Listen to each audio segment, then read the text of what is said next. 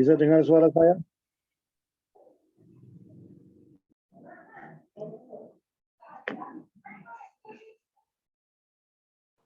Jelas bisa. Jelas ya? Oke. Mari kita berdoa sebelum mendengarkan firman Tuhan, supaya kita menghadap kepada Tuhan. Bapa di surga, terima kasih dan puji syukur. Hamba punya Allah yang begitu baik, begitu memperhatikan anak-anaknya. Terima kasih kesempatan yang indah melalui Zoom ini Tuhan. Engkau sekali lagi memberi kesempatan pada hamba-Mu yang paling hina ini Tuhan, untuk boleh memberitakan kebenaran firman-Mu dengan tema masalah perpuluhan. Roh Kudus, tolong kami. Kuasai kami setiap kata-kata kami. Engkau kurangi, Engkau tambahi ya Tuhan, supaya apa yang kami sampaikan adalah kebenaran yang betul-betul dari Engkau sendiri ya Tuhan.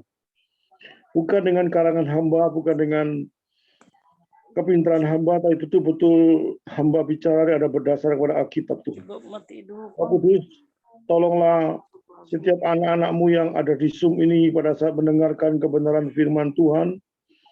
Roh Kudus juga bekerja pada diri mereka masing-masing. Tilik mereka satu persatu, pribadi pas pribadi. Ketuk hati pikiran yang bagaimanapun kerasnya, Tuhan Kau dobrak dengan kuasa-Mu Tuhan, supaya mereka bisa melunakkan hatinya, bisa mendengarkan kebenaran firman Tuhan, dan firman itu jatuh pada tempat yang begitu baik.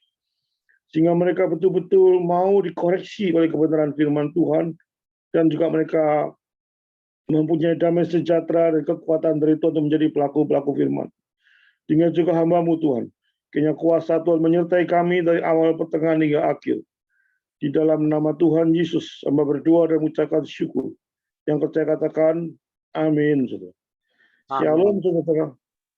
Terima kasih, saya diberi kesempatan oleh Tuhan, juga oleh Pak Sakaria, yang menelpon saya untuk mau sebetulnya minggu yang lalu, tapi saya nggak bisa karena juga ada Zoom dengan gereja lain, jadi terpaksa hari ini saya bisa.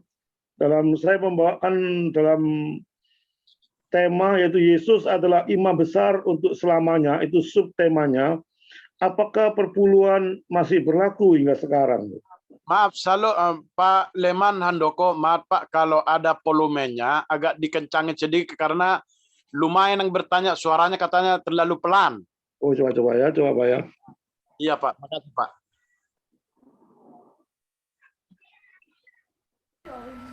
Udah keras. Sudah Pak. Ya. Sudah keras. Sudah keras Pak ya. Ya udah.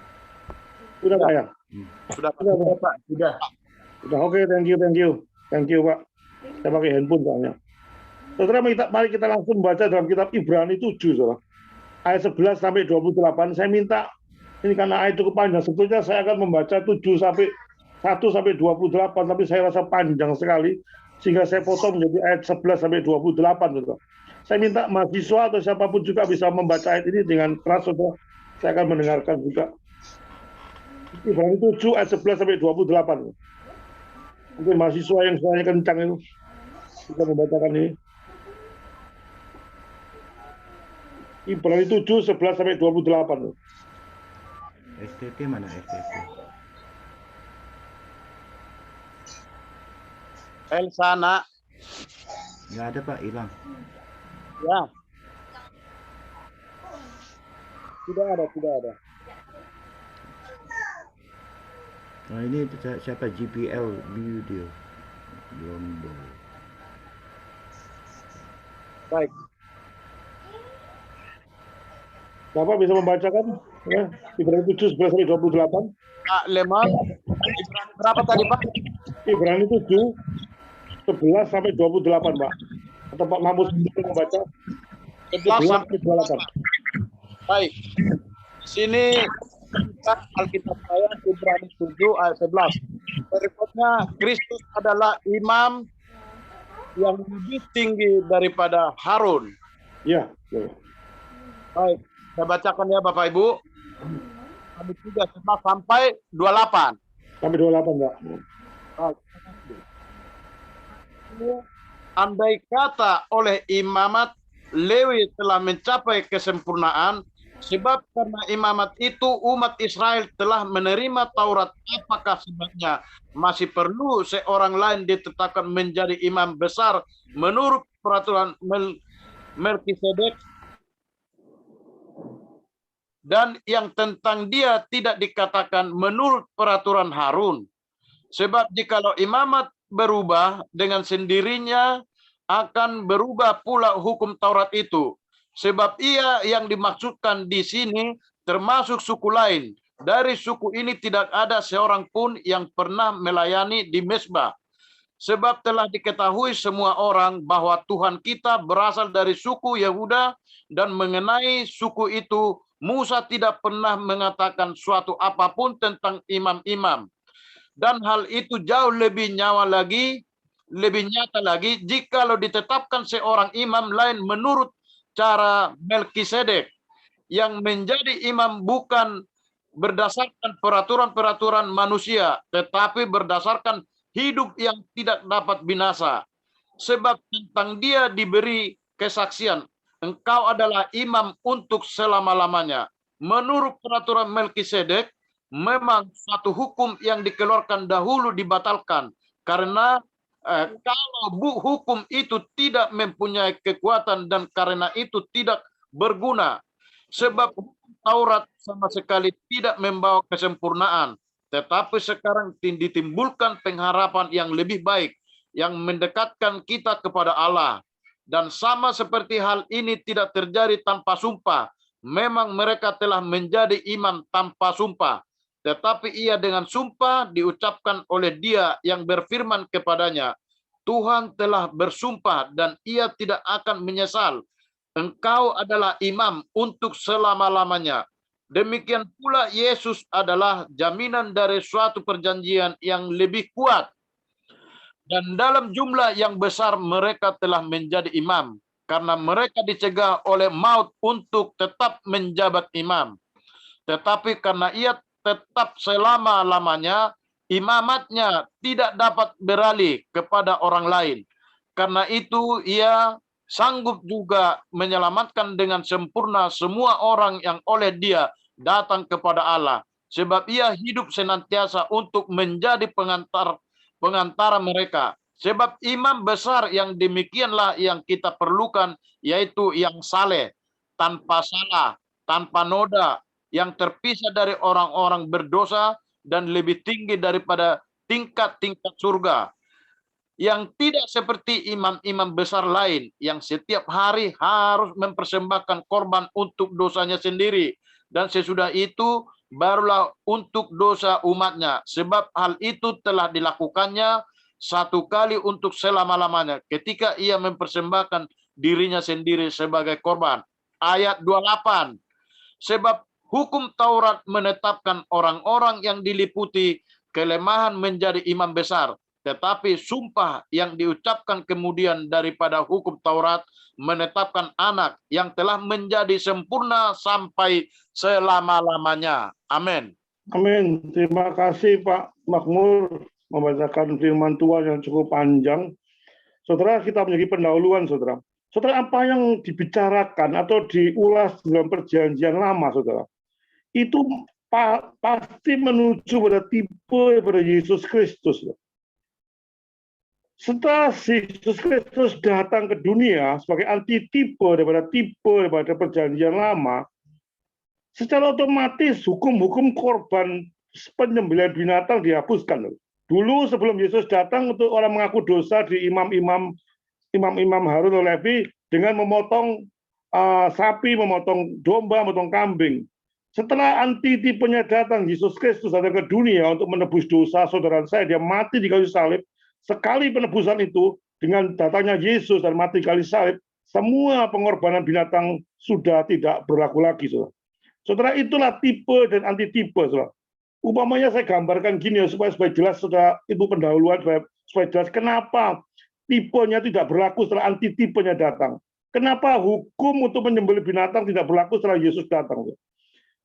Saya umpamakan secara gamblang ya, sebagai suami istri misalnya, pada waktu suaminya ditugaskan bekerja di luar negeri, Dia berpisah selama 5 tahun, pokoknya katakan 5 tahun ini cuma ilustrasi, saudara, tidak beneran. Tapi pada waktu istrinya kangen sama suaminya, saudara, dia pasti membuka foto daripada suaminya. Saudara.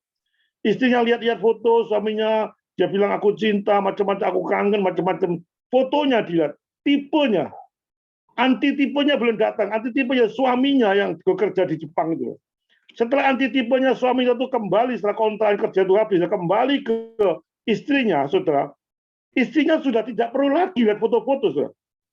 Kalau suami sudah datang ke istrinya masih lihat foto-foto, aduh kangen aku. So dipertanyakan istri model apa, saudara? Karena suaminya sudah datang. Demikian gambaran, saudara. Sebelum Yesus datang, orang mengaku dosa dengan sembelih macam-macam, tapi setelah Yesus datang, semuanya akan dihapuskan, saudara. Itu pendahuluan daripada khotbah saya, saudara. Supaya sudah mengerti kenapa hukum Taurat dihapuskan, saudara. Saudara, ada 3 hukum dalam Perjanjian Lama kalau saudara selidiki secara lebih jelas. Yaitu pertama hukum pemerintah, saudara. Government law. Government law itu hukum yang mengatur seluruh kerajaan atau pemerintah yang ada di Israel pada waktu itu, saudara. Itu pertama, diciptakan hukum pemerintah, saudara. Kedua, hukum sipil. Hukum sipil namanya sipil law, itu hukum antara manusia, saudara. Bagaimana kalau orang membunuh berapa tahun, bagaimana caranya menyimpan ternak, macam-macam, saudara. Hukum sipil. Diatur semua di dalam sipil law. Yang ketiga, saudara, ada hukum moral atau moral law, etika, saudara. Saudara, ini yang dipakai secara terus sampai sekarang, saudara. Yaitu termasuk hukum law ini, etika law ini termasuk 10 hukum, saudara. Termasuk moral law, saudara. Sehingga di dalam perjanjian baru, saudara, 2 hukum pemerintahan dan hukum sipil sudah tidak berlaku, saudara. Tapi hukum etika, hukum moral tetap berlaku, saudara. Sampai zamannya Tuhan Yesus sampai sekarang. Saudara. Setelah Yesus datang ke dunia, hukum kasih karunia. Bukan lagi memakai hukum pemerintah, hukum sipil, tapi moral law itu menyangkut pada etika. Waktu Yesus ajarkan. Sehingga moral law berlaku pada waktu Yesus ada dan juga sampai sekarang, saudara. Dan saudara, perpuluhan, saudara, termasuk di dalam moral law, saudara. Termasuk, sehingga perpuluhan itu saya anggap masuk dalam hukum moral law sehingga perpuluhan berlaku sampai sekarang, saudara. Saudara, saya mempunyai dasar mengapa saya mengatakan perpuluhan itu berlaku sampai sekarang dan masuk dalam hukum etika, saudara. Saudara, kita itu menyembah imam besar kita yaitu Yesus Kristus menurut peraturan Melkisedek, saudara. Bukan peraturan Imam Harun. So, keimaman Levi sudah tidak diperlukan lagi, saudara. Itu dalam ayat 11, saudara. Mari kita bahas kenapa hukum perpuluhan itu masih berlaku sekarang. Karena kita tuh menyembah imam besar kita sekarang itu Yesus Kristus, saudara. Bukan lagi Imam Levi yang kita sembah, saudara. Karena Imam Levi sudah tidak berlaku pada waktu Yesus datang.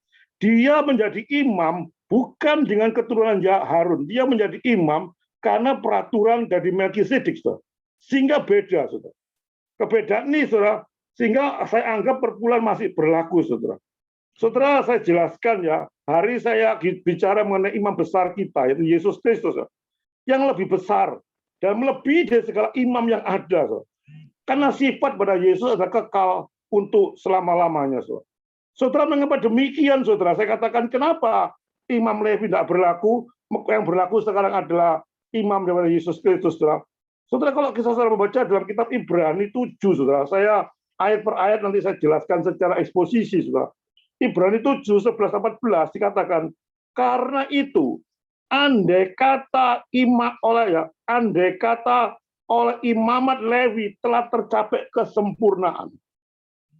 Saudara, ayat 11 dikatakan, andai kata imam Lewi itu sudah sempurna, itu maksudnya, saudara, secara kasarnya itu.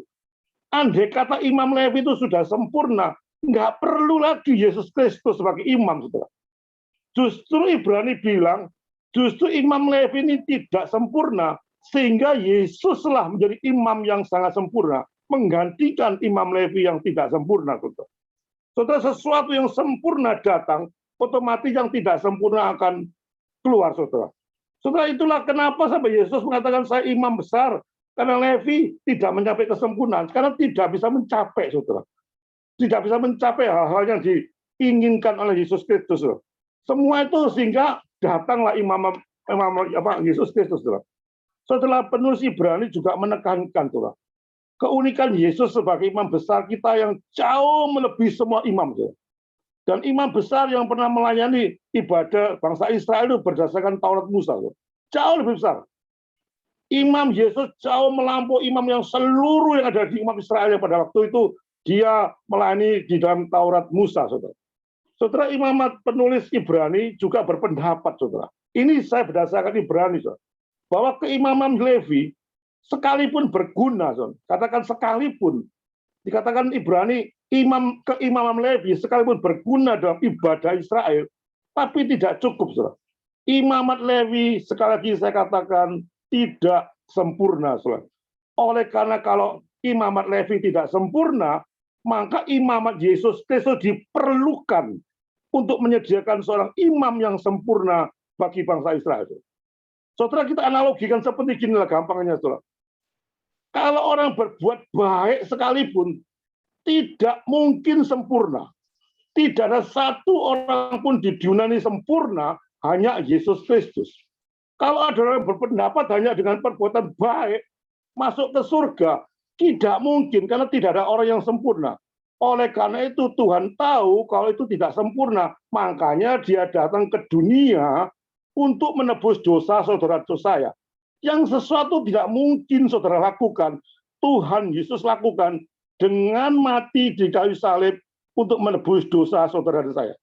Saudara, kalau perbuatan baik itu sudah sempurna, umpama andai kata ya, nggak perlu Tuhan Yesus datang ke dunia soro-soro, saudara.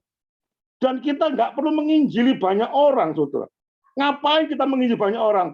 Karena perbuatan baik itu sudah membawa orang ke surga. Hei orang-orang percaya pada Tuhan, jadikanlah semua bangsamu itu percuma, karena semua berbuat baik itu bisa masuk ke surga. Dan semua, kalau saya lihat kakak-kakak saya semua, rekan-rekan saya itu baik-baik semua. Kalau saya menginjili, loh podo ae toh Pak Liman. Perbuatan baik saya bisa masuk ke surga. Ngapain saya harus percaya pada Tuhan Yesus? Nggak perlu percaya toh. Saya kan bisa dengan berbuat baik masuk ke surga, tapi justru saya yakin perbuatan baik tidak pernah bisa mencapai kesempurnaan, sehingga saya perlu Injil. Hanya percaya pada Tuhan Yesus menuju ke surga. Demikian juga Imam Levi kalau sempurna, saudara, nggak perlu diganti oleh Imam Yesus tuh. Ya sudah dibiarkan, saudara. Sampai sekarang pun dipimpin oleh Imamat Levi yang orang menerima perpuluhan. Tapi justru Imamat Levi tidak sempurna sehingga Yesus menggantikan. Ketidaksempurnaan apa, saudara? Nanti akan saya jelaskan, saudara. Ketidaksempurnaan Imamat Levi dan kesempurnaan Yesus Kristus, saudara. Itu kita yang nanti kita jelaskan di tengah-tengah, saudara. Saudara, karena Imamat Levi tidak sempurna, maka Imamat Yesus diperlukan untuk menyediakan seorang imam yang sempurna, saudara. Saudara, ada satu pertanyaan kadang-kadang dari ayat 14-13 itu pertanyaan. Loh, dari dulu kan Musa mengatakan Yesus itu kan bukan berasal daripada suku Yehuda. Yesus kan berasal dari suku Yehuda. Orang yang dulu dikatakan imam, di dalam Musa katakan imam pasti adalah seorang keturunan Levi. Dan Yesus kalau dikatakan imam, dia bukan keturunan Levi, sehingga tidak dianggap oleh imam. Dan Musa mengatakan tidak pernah ada imam yang berasal dari suku Yehuda. Itu ayat 13-14. Itu orang yang betul-betul kepingin bahwa orang Levi terus sampai saat yang menerima perpuluhan. Sehingga perpuluhan tidak berlaku sekali. Karena saudara tidak ada orang Levi. Saudara, itu yang dipakai orang-orang yang tidak setuju dengan perpuluhan yang berjalan sampai sekarang, saudara. Saudara, saya akan menjawab secara singkat, saudara. Kenapa Yesus berasal dari suku Yehuda, dia tidak berasal dari suku Levi, kok bisa menjadi imam, saudara? Karena kitab Musa mengatakan tidak pernah jadi Levi, saudara. Saya jawab pertama, Yesus tidak berada dalam peraturan imam Harun, saudara. Karena Yesus bukan dari garis keturunan imam, saudara. Sebaliknya, Yesus ditentukan oleh peraturan Melkisedek. Dia berdiri dari peraturan Melkisedek, saudara. Sebelum Taurat itu perpuluhan sudah ada, saudara. Dan itu ditetapkan dengan peraturan Melkisedek, saudara. Sehingga dia tidak masuk di dalam peraturan Imam Harun, saudara. Saudara, siapa Melkisedek, saudara? Melkisedek, kalau saudara membaca kitab Kejadian 14, saudara, Melkisedek itulah raja dan imam. Yesus juga raja dan imam. Seperti saya katakan, tipe dan antitipe. Tipe daripada Yesus itu digambarkan oleh Melkisedek. Sebetulnya antitipenya yaitu Yesus Kristus, saudara. Karena Melkisedek dikatakan raja dan imam. Melkisedek juga dikatakan misterius. Tipe daripada Yesus Kristus. pelayanan keimamnya Yesus digambarkan di dalam imam Melkisedek, saudara. Setelah Yesus memperkenalkan imamat kekal baru yang berpusat pada dirinya, karena Yesus mati di kayu salib sebagai persembahan anak darah domba, saudara. Saudara, beda dengan Imam Lewi yang berkali-kali menyembahkan darah binatang tidak bercacat, tetapi Yesus cukup sekali dan sempurna, saudara. Ini yang menjadi persoalan, saudara. Yesus Kristus berkorban untuk menebus saudara dan saya, cukup sekali dan sempurna untuk selama-lamanya. Ini jawaban bagi siapapun yang melakukan imamat Yesus, karena Yesus bukan keturunan Harun, saudara. Imamat Yesus sah karena berasal dari peraturan yang berbeda. Imamat Yesus jauh lebih baik daripada imamat Harun, saudara.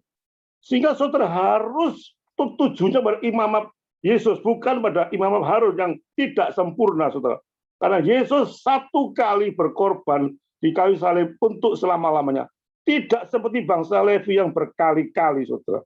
Saudara, ayat 15-19, serah setapat saya akan membahas. Di sinilah ada satu perbedaan, saudara, antara imamat Levi dan imamat Yesus, saudara. Saudara, saya akan membawa perbedaan ini, mungkin ada 5 perbedaan, saya terangkan secara singkat satu persatu, saudara. Saudara, kita lihat imamat Levi, saudara.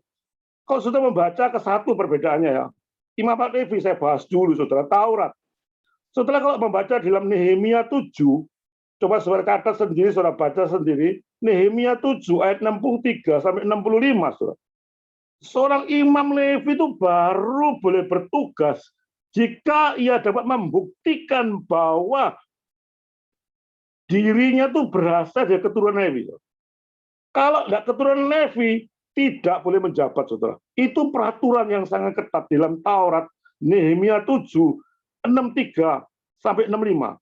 Seorang imam Levi baru boleh bertugas kalau ia dapat membuktikan lebih dulu bahwa dirinya berasal dari keturunan Levi. Di luar keturunan Levi tidak pernah menjadi imam antara perantaraan antara manusia dengan Tuhan.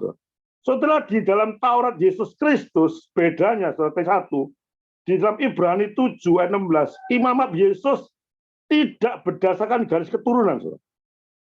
Tidak ada imamat Yesus tidak bergaris keturunan, tapi berdasarkan hidup yang tidak dapat binasa. Dia kekal. Imamat Levi tidak kekal. Dia bisa mati, tetapi Yesus Kristus dia tidak mati. Dia bangkit, saudara, dan hidup. Dikatakan hidup yang kekal. Itu pertama, saudara. Kedua, Taurat atau imamat Levi tidak dapat menyelamatkan kita dari dosa. Karena hukum Taurat sama sekali tidak membawa kesempurnaan, saudara. Tidak ada imamat Levi menebus dosa secara sempurna.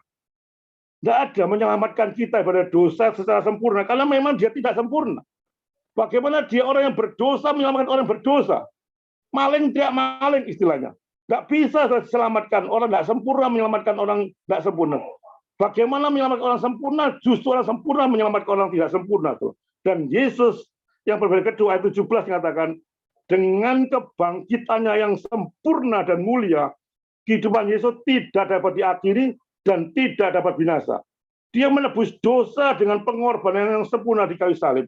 Dikatakan sudah selesai, lunas pembayarannya. Tidak ada satupun yang tertinggal. Dia lunas, kekal, semuanya terselesaikan. Dengan menebus dosa, dia mati, dia bangkit, dia naik ke surga, dan di sana ada seluruh kepastian hukum yang kekal. Dia adalah sempurna, sementara imamat Levi tidak sempurna. Saudara. Ketiga, imamatnya sendiri perlu ditebus, saudara. Imamatnya itu yang menggorok binatang itu perlu ditebus. Baru dia bisa mempersembahkan korban-korban untuk menebus dosa orang lain. Karena dia manusia berdosa, dia perlu ditebus dulu, baru bisa menebus orang lain dengan menyembelih korban-korban binatang. Saudara. Itu imamat Levi. Sehingga dia perlu ditebus. Saudara. Saudara, kalau Yesus tidak perlu ditebus, karena Yesus penebus, saudara. Dia penebus, tidak perlu ditebus. Dengan darahnya sendiri, curah kayu salib. Dia sebagai antitipe daripada domba, dia disembelih dirinya sendiri di kayu salib dengan penderitaan yang luar biasa. Dia adalah penebus, bukan ditebus. Saudara. Itu beda yang ketiga. Saudara. Yang keempat, saudara. Imamat Levi tidak menjamin kehidupan yang kekal. Saudara. Nggak menjamin karena dia sendiri orang berdosa, tidak sempurna, dan dia tidak menjamin. Tidak ada tempat untuk imamat Levi. Dan Tuhan Yesus, dia membasuh segala dosa kita dan memberi jaminan. Ya, sekali lagi memberi jaminan kepastian hidup yang kekal. Kepastian. Bukan mogah-mogah. Bukan insya Allah. Saudara, kita ikut Kristus, justru di manisnya di sini. Kenapa saudara tidak mau? Karena di dalam agama tidak menyelamatkan. Hanya Kristus yang menyelamatkan. Dia sudah berjanji. Kepastian hidup yang kekal. Ayatnya mana? Ya semua ada. Akulah jalan hidup. Semua aku sediakan rumah. Banyak ayat-ayat saudara. Kalau saya kumpulkan. Bukan hasil usahamu itu juga perbuatan baik tidak menyelamatkan, itu ayatnya. Tidak ada satupun yang bisa menyelamatkan dengan hasil sendiri, itu bukan hasil usahamu. Saudara, melalui pengorbanan yang tiada tara, saudara. Yesus memenuhi tanggung jawab imamat Harun. Dia sudah menyelesaikan pengorbanannya. Imamat Harun menyelesaikan pengorbanannya. Yesus juga menyelesaikan pengorbanannya. Tapi imamat Harun tidak sempurna, Yesus sempurna, sama-sama berkorban. Sehingga tanggung jawab dari imamat Harun sudah selesai. Melalui kehidupannya yang tanpa akhir, Yesus memikul tanggung jawab imamat dalam peraturan Melkisedek. Tanpa akhir, tipe anti-tipe dari Yesus. Saudara, di dalam Yesus, saudara, sebagai imam besar yang membukakan jalan kepada Allah Bapa dengan menyucikan kita yang berdosa dan memberi kekuatan untuk melakukan kehendak Tuhan. Beda dengan imam besar, saudara. Kita harus mengenal siapa Yesus dan percaya serta menyembahnya sepanjang hidup kita sampai kita bertemu muka dengan Yesus. Saudara, Yesus adalah Allah, Tuhan yang kita sembah. Dia menjadi imamat sekaligus, menjadi imam. Dia sebagai raja juga, saudara. Saudara, kalau kita punya imam yang sempurna, kenapa kita kembali kepada orang Levi yang tidak sempurna, saudara? Ngapain kita menyembah kepada sesuatu yang tidak sempurna kalau sempurna ini sudah datang untuk kami sembah? Kenapa orang Levi yang perlu ditebus, Yesus tidak perlu ditebus karena dia penebus? Bagaimana kita meniru orang Levi terus menyoroti orang Levi? Seorang Levi menandakan bahwa orang Levi sudah tidak berlaku, saudara. Saudara, mari kita buat ayat per ayat, saudara. Ayat 20 sampai 22, saudara. 21, saudara. Kali ini penulis, saya tidak tahu penulis Ibrani siapa, saya anggap sebagai penulis gitu aja. Karena ada ngomong Paulus, ada ngomong lainnya, saya tidak tahu. Sejarah tidak membuktikan siapa yang menulis Ibrani, saya tidak ada urusan. Yang penting saya akan mengatakan, inilah Ibrani bicara demikian, saudara. So, ayat 21 mengatakan penulis, saya katakan, menekankan bahwa imamat Yesus disertai dengan sumpah, saudara. Pasal 21. Saudara, sumpah itu sesuatu yang penting berkaitan dengan sumpah. Kalau tidak penting, nggak perlu sumpah, saudara. Saudara, kalau eker-ekeran secara gamblang sama saya sama Pak Makmur, eker-ekeran cuma sekedar gampang-gampangan, nggak perlu sumpah. Tapi kalau sudah masalah penting, masalah prinsip yang dua-dua tidak mau kalah, itu perlu sumpah untuk menyatakan siapa yang benar, siapa yang salah. Menandakan satu peristiwa yang sangat penting, perlu ditandai oleh sumpah. Dan di sini Tuhan telah bersumpah. Dan ia tidak akan menyesal. Engkau adalah imam untuk selama-lamanya. Tuhan sendiri yang menetapkan Yesus Kristus sebagai imam untuk selama-lamanya dengan sumpahnya. Berarti iya dan amin. Tidak bisa satupun yang membantah. Dan ini diperkuat lagi dalam Mazmur 110 ayat 4. Saudara, saudara baca di 110 ayat 4 jelas sekali, saudara. Dilakukan dengan sangat penting sekali, saudara. Saudara, Ibrani 6:17 ayat bersumpah tentang keturunan Abraham. Yesus adalah imam besar untuk selama-lamanya. Dan ini tidak akan pernah berubah untuk selama-lamanya. Saudara, imamat Yesus diangkat dengan sumpah sendiri oleh Allah. Menunjukkan betapa pentingnya peristiwa ini, saudara. Saudara, jangan menyembah pada hal-hal yang lain. Sembahlah hanya pada satu nama, yaitu pada Tuhan Yesus Kristus, saudara. So, apa hubungannya dengan perpuluhan? Nanti terakhir saya akan mengaitkan dengan perpuluhan. Ini saya mencoba untuk menggiring saudara bahwa inilah Yesus Kristus, saudara, imamat yang paling benar, saudara. Di luar itu tidak ada kebenaran, saudara. Ayat 23 sampai 25, saudara. Ayat 24 mengatakan, keimaman Yesus pun tidak dapat beralih pada orang lain. Kalau Levi umurnya berapa sudah berhenti. Sudah ada pensiunnya, ada umurnya sekian, sudah berhenti. Ada diganti lagi orang lain, diganti terus, mati terus. Ada yang tidak tidak kekal. Tetapi imamat Yesus pun tidak dapat beralih pada orang lain. Karena dia tidak dibatasi oleh waktu, dia kekal, saudara. Itulah Yesus. Memang Yesus telah mati, tapi bangkit, hidup selamanya dengan duduk sebelah kanan Allah, saudara. Saudara, kebalikan dari Imam Lewi, saudara, diisi oleh manusia fana yang satu persatu mati. Jabatan imam mereka terbatas oleh Musa hidup, harus digantikan oleh yang lain. Umur berapa digantikan itu ada aturannya, tidak tahu di ayat mana, saya lupa ayatnya, ada aturannya. Umur berapa pensiun itu diganti orang Lewi kan. Tapi Yesus sekali jadi imam, dia tidak pernah tergantikan karena dia kekal dan hidup selama-lamanya. Dia memang pernah mati, tapi hari ketiga dia bangkit dan selanjutnya dia naik ke surga, duduk sebelah kanan tata Allah, dan dia menghakimi saudara dan saya. Saudara, maka itu percaya pada Imam Yesus Kristus, bukan pada Imam Lewi. Saudara, ayat 26-28 yang terakhir, saudara. Ayat 26 dikatakan Imam Yesus adalah, imamat Yesus itu adalah orang yang saleh, tampak salah, tampak noda, yang terpisah daripada orang berdosa dan lebih tinggi daripada tingkat-tingkat surga, saudara. Jelas sekali itu. Imamat Yesus itu tingginya luas. Tidak ada satu pun bisa menghentikan. Saudara. Ayat 27 tidak dapat imam besar lainnya yang setiap hari harus mempersembahkan dosanya sendiri, baru dia menemukan dosa orang lain. Yesus tidak pernah ditebus karena dia tidak pernah berdosa. Saudara, ayat 28 ayat terakhir, saudara. Imam besar lainnya adalah orang-orang yang diliputi banyak kelemahan. Tetapi Yesus menjadi imam besar menurut peraturan Melkisedek. Dia bukan menurut peraturan daripada keturunan Harun.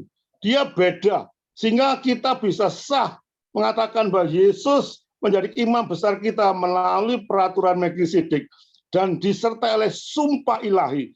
Sehingga tidak ada yang sempurna selain pada keimaman Yesus. Saudara-saudara, karena kita mempunyai imam Yesus untuk selama-lamanya, kita sebagai ungkapan syukur dan terima kasih pada Tuhan Yesus, sebagai imam dan raja juga sekaligus sebagai Tuhan. Dia rela datang ke dunia untuk memberikan dirinya yang penuh dengan penderitaan.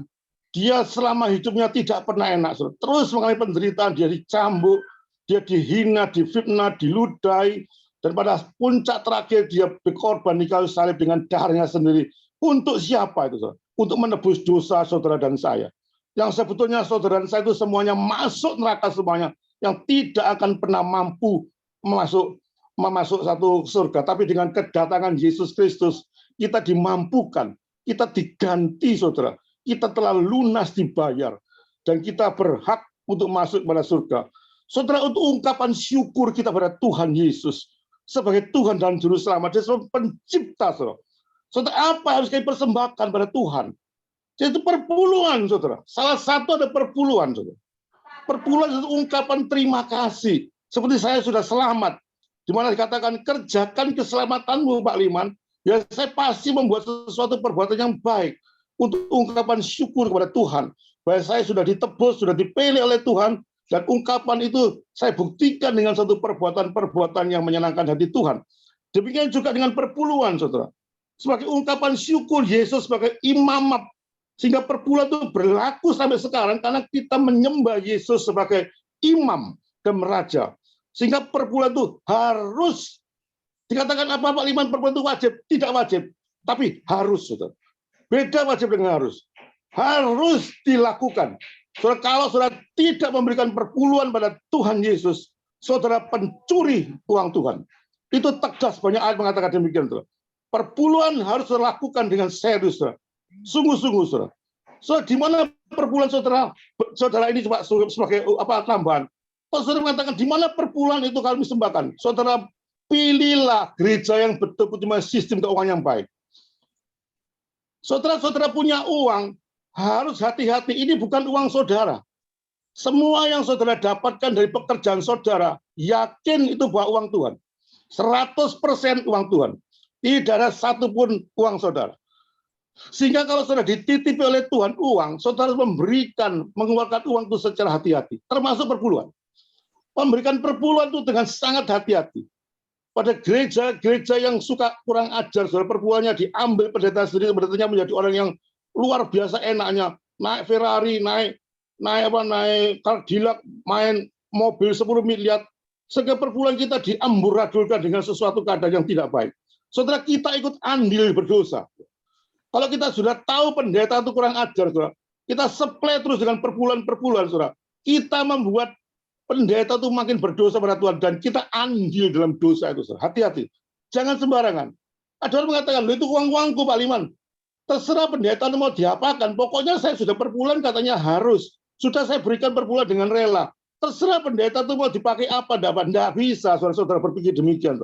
Saudara harus berpikir secara jernih, saudara. Secara sungguh-sungguh milih gereja mana yang betul-betul hamba Tuhannya serius untuk pekerjaan Tuhan.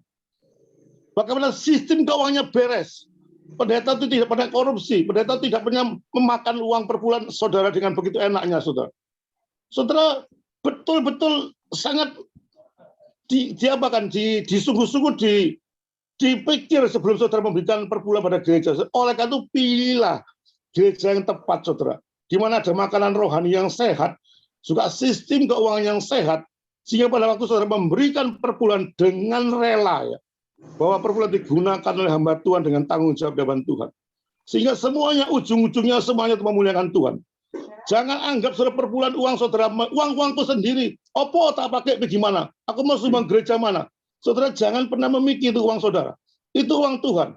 Kalau saudara menyumbang gereja setan, kalau saudara menyumbang gereja yang penuh dengan teologi kemakmuran, pendetanya sendiri begitu makmur. Saudara. Teman saya menyumbang 5 miliar, dia bicara sama saya. Menyumbang uang 5 miliar, ini kenyataan, saudara. Ini bukan ilustrasi.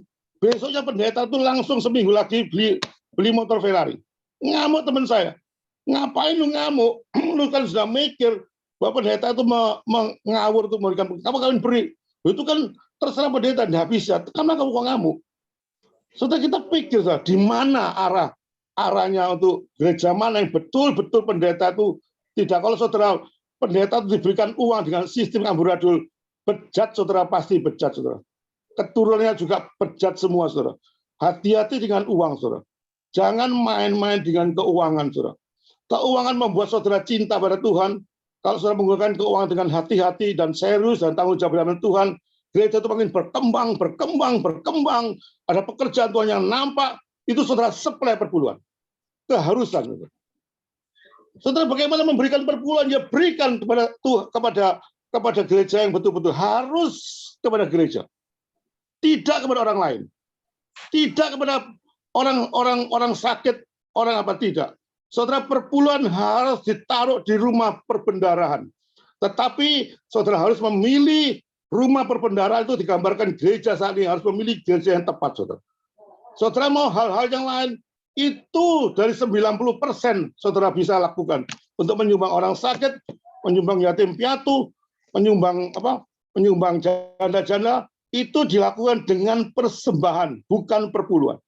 90% dari uang Tuhan saudara gunakan untuk hal-hal yang lain. Tapi 10% ini perjanjian antara Abraham dengan Melkisedek sebelum Taurat ada, 1/10 saudara. 10 aja loh. 10% itu uang Tuhan, 100% kenapa saudara ragu-ragu? Kenapa saudara karena tidak main-main saudara? Berikan pada Tuhan, Tuhan akan janji yang luar biasa, bukan kita memberikan perpuluhan dengan minta imbalan-imbalan, enggak. Tuhan pasti mencukupi saudara. Persoalannya saudara sendiri yang takut saudara. Saudara 10% itu apanya? Kalau saya sendiri sudah tebus oleh Tuhan, nyawaku tantekno tidak ada apa-apa ya saudara. Bukan malah perpuluhan, nyawa dintekno kalau saya berani untuk sudah ada apa-apanya, saudara. Karena kita tidak sempurna, karena ditebus oleh Tuhan satu kebahagiaan yang sangat luar biasa. Pada saat kita memikirkan bahwa Tuhan menebus saudara saya dengan darahnya yang mahal. Saudara kita sudah masuk pada jurang neraka dengan puji Tuhan, Dia menebus kita masuk ke surga. Itu suatu anugerah yang tak terbatas. Satu anugerah yang luar biasa saudara Tuhan berikan pada saudara. Saudara harus merespon dengan serius saudara. Bila firman Tuhan yang singkat ini membuat diri saudara makin tahu memberikan perpuluhan yang terbaik kepada Tuhan. Amin. Terima kasih Pak Makmur. Firman Tuhan.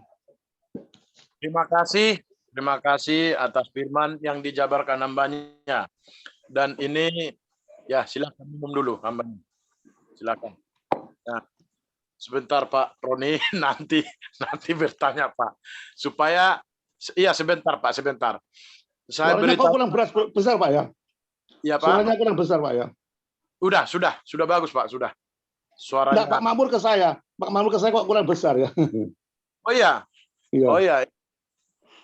Baik. Saya ini volumenya. Baik, sudah besar Pak. Nah, lumayan Pak, kurang besar sedikit lagi Pak. Kurang besar Pak.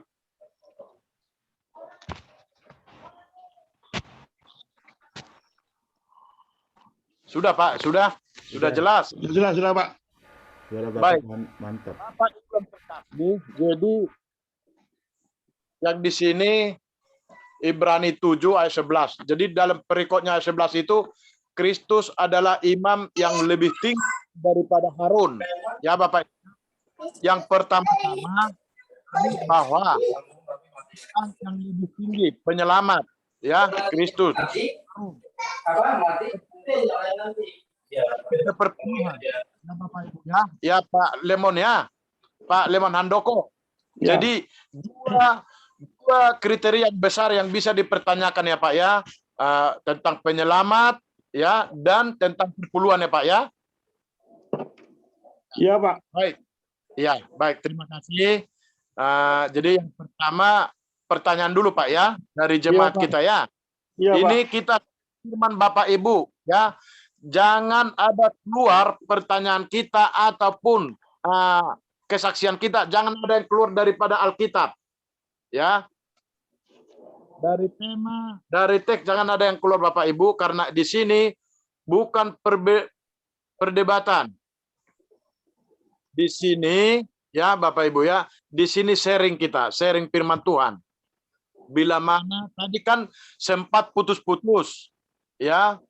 Mungkin ada yang kurang jelas, nanti boleh dipertanyakan. Tadi Bapak Lemon Handoko dari volume tadi agak sempat putus-putus Pak. Oh iya Pak, sorry, nggak tahu saya Pak. Apa-apa, itu dari sinyal Pak. Jadi nanti yang bersama-sama kita di Zoom ini, supaya bisa nanti mempertanyakan dengan jelas, tolong dicermati ayat atau firman yang disampaikan Bapak ya. Iya Pak, makasih Pak. Bapak Ibu silakan yang mau bertanya. Nah, silakan Bapak Roni ya Pak ya. Pak Roni Ya. Sono. Ya, silakan Pak. Oke, terima kasih Pak Makmur. Saya mau bertanya sama Pak Liman. Tadi oleh Pak Liman kan dijelaskan bahwa persepuluhan itu masuk moral law. Pak Liman tadi di dalam khotbahnya sudah betul bahwa ternyata hukum Taurat itu ada yang dibatalkan. Yang tersisa yang masih dipakai adalah moral law. Nah, Pak Liman memberikan pernyataan kenapa persepuluhan itu masih tetap harus dibayar sampai hari ini. Karena menurut Pak Liman, perpuluhan itu masuk ke moral law. Pertanyaan saya, bukankah moral law itu ada di dalam Ulangan 5 ayat 1 sampai 22, yaitu tentang 10 perintah Tuhan. 10 perintah Tuhan. Bagaimana mungkin persepuluhan itu boleh diselipkan di situ? Sedangkan semua yang belajar tentang Alkitab itu hanya mengetahui yang moral law itu adalah 10 perintah Allah. Kenapa? Karena di situ oleh Tuhan Yesus juga disebutkan, ya, aku datang itu bukan untuk menghilangkan hukum Taurat, aku untuk menggenapi hukum Taurat. Ada di dalam Matius pasal 22, di mana moral law itu oleh Dia dibuat menjadi hukum kasih karunia. Nah, Bapak Ibu, coba saya tunjukkan Matius pasal 22. Mulai ayat 34 sampai 40. Silakan Anda boleh catat nanti supaya di dalam perbincangan ini kita bisa lebih fokus ya. Judul bacaannya adalah hukum yang terutama. Firman Tuhannya demikian. Ketika orang-orang Farisi mendengar bahwa Yesus telah membuat orang-orang Saduki itu bungkam, berkumpullah mereka dan seorang dari mereka seorang ahli Taurat bertanya untuk mencobai dia, "Guru, hukum manakah yang terutama dalam hukum Taurat?" Ya, yang terutama, ya. Ayat 37 dari Matius 22 tadi, jawab Yesus kepadanya, "Kasihlah Tuhan Allahmu dengan segenap hatimu dan dengan segenap jiwamu dan dengan segenap akal budimu." Ini adalah 10 perintah Allah, mulai perintah pertama sampai dengan keempat. Itulah hukum yang terutama dan yang pertama. Dan hukum yang kedua yang sama dengan itu ialah kasihlah sesamamu manusia seperti dirimu sendiri. Pada kedua hukum inilah tergantung seluruh hukum Taurat dan kitab para nabi. Ayat 39 itu menerangkan bahwa perintah Tuhan yang kelima sampai dengan yang ke-10 itu yang horizontal. Ya. Nah, oleh Tuhan Yesus dibawalah dijadikan sebagai hukum kasih karunia, yaitu yang namanya moral law. Ya. Nah, kalau tadi Pak Liman yakin itu yang pertama pertanyaan saya, dari apakah boleh itu dimasukkan ke moral law persepuluhan? Sedangkan ternyata Tuhan Yesus itu di dalam perjanjian baru, dia tidak pernah bicara tentang persepuluhan dalam arti kata. Kalau itu penting, dia pasti berfirman untuk memerintahkan supaya kita bayar. Kalau itu penting, saya yakin, ya. Dan Pak Liman benar, saya yakin. Para rasul, Petrus ini kan dan kawan-kawan kan hidup bersama Kristus. Kemudian Rasul Paulus itu baru dia tidak hidup bersama Kristus karena dia berseberangan ketika namanya Saulus. Tetapi rasul ini juga rasul yang hebat loh, Paulus ini. Paling pinter.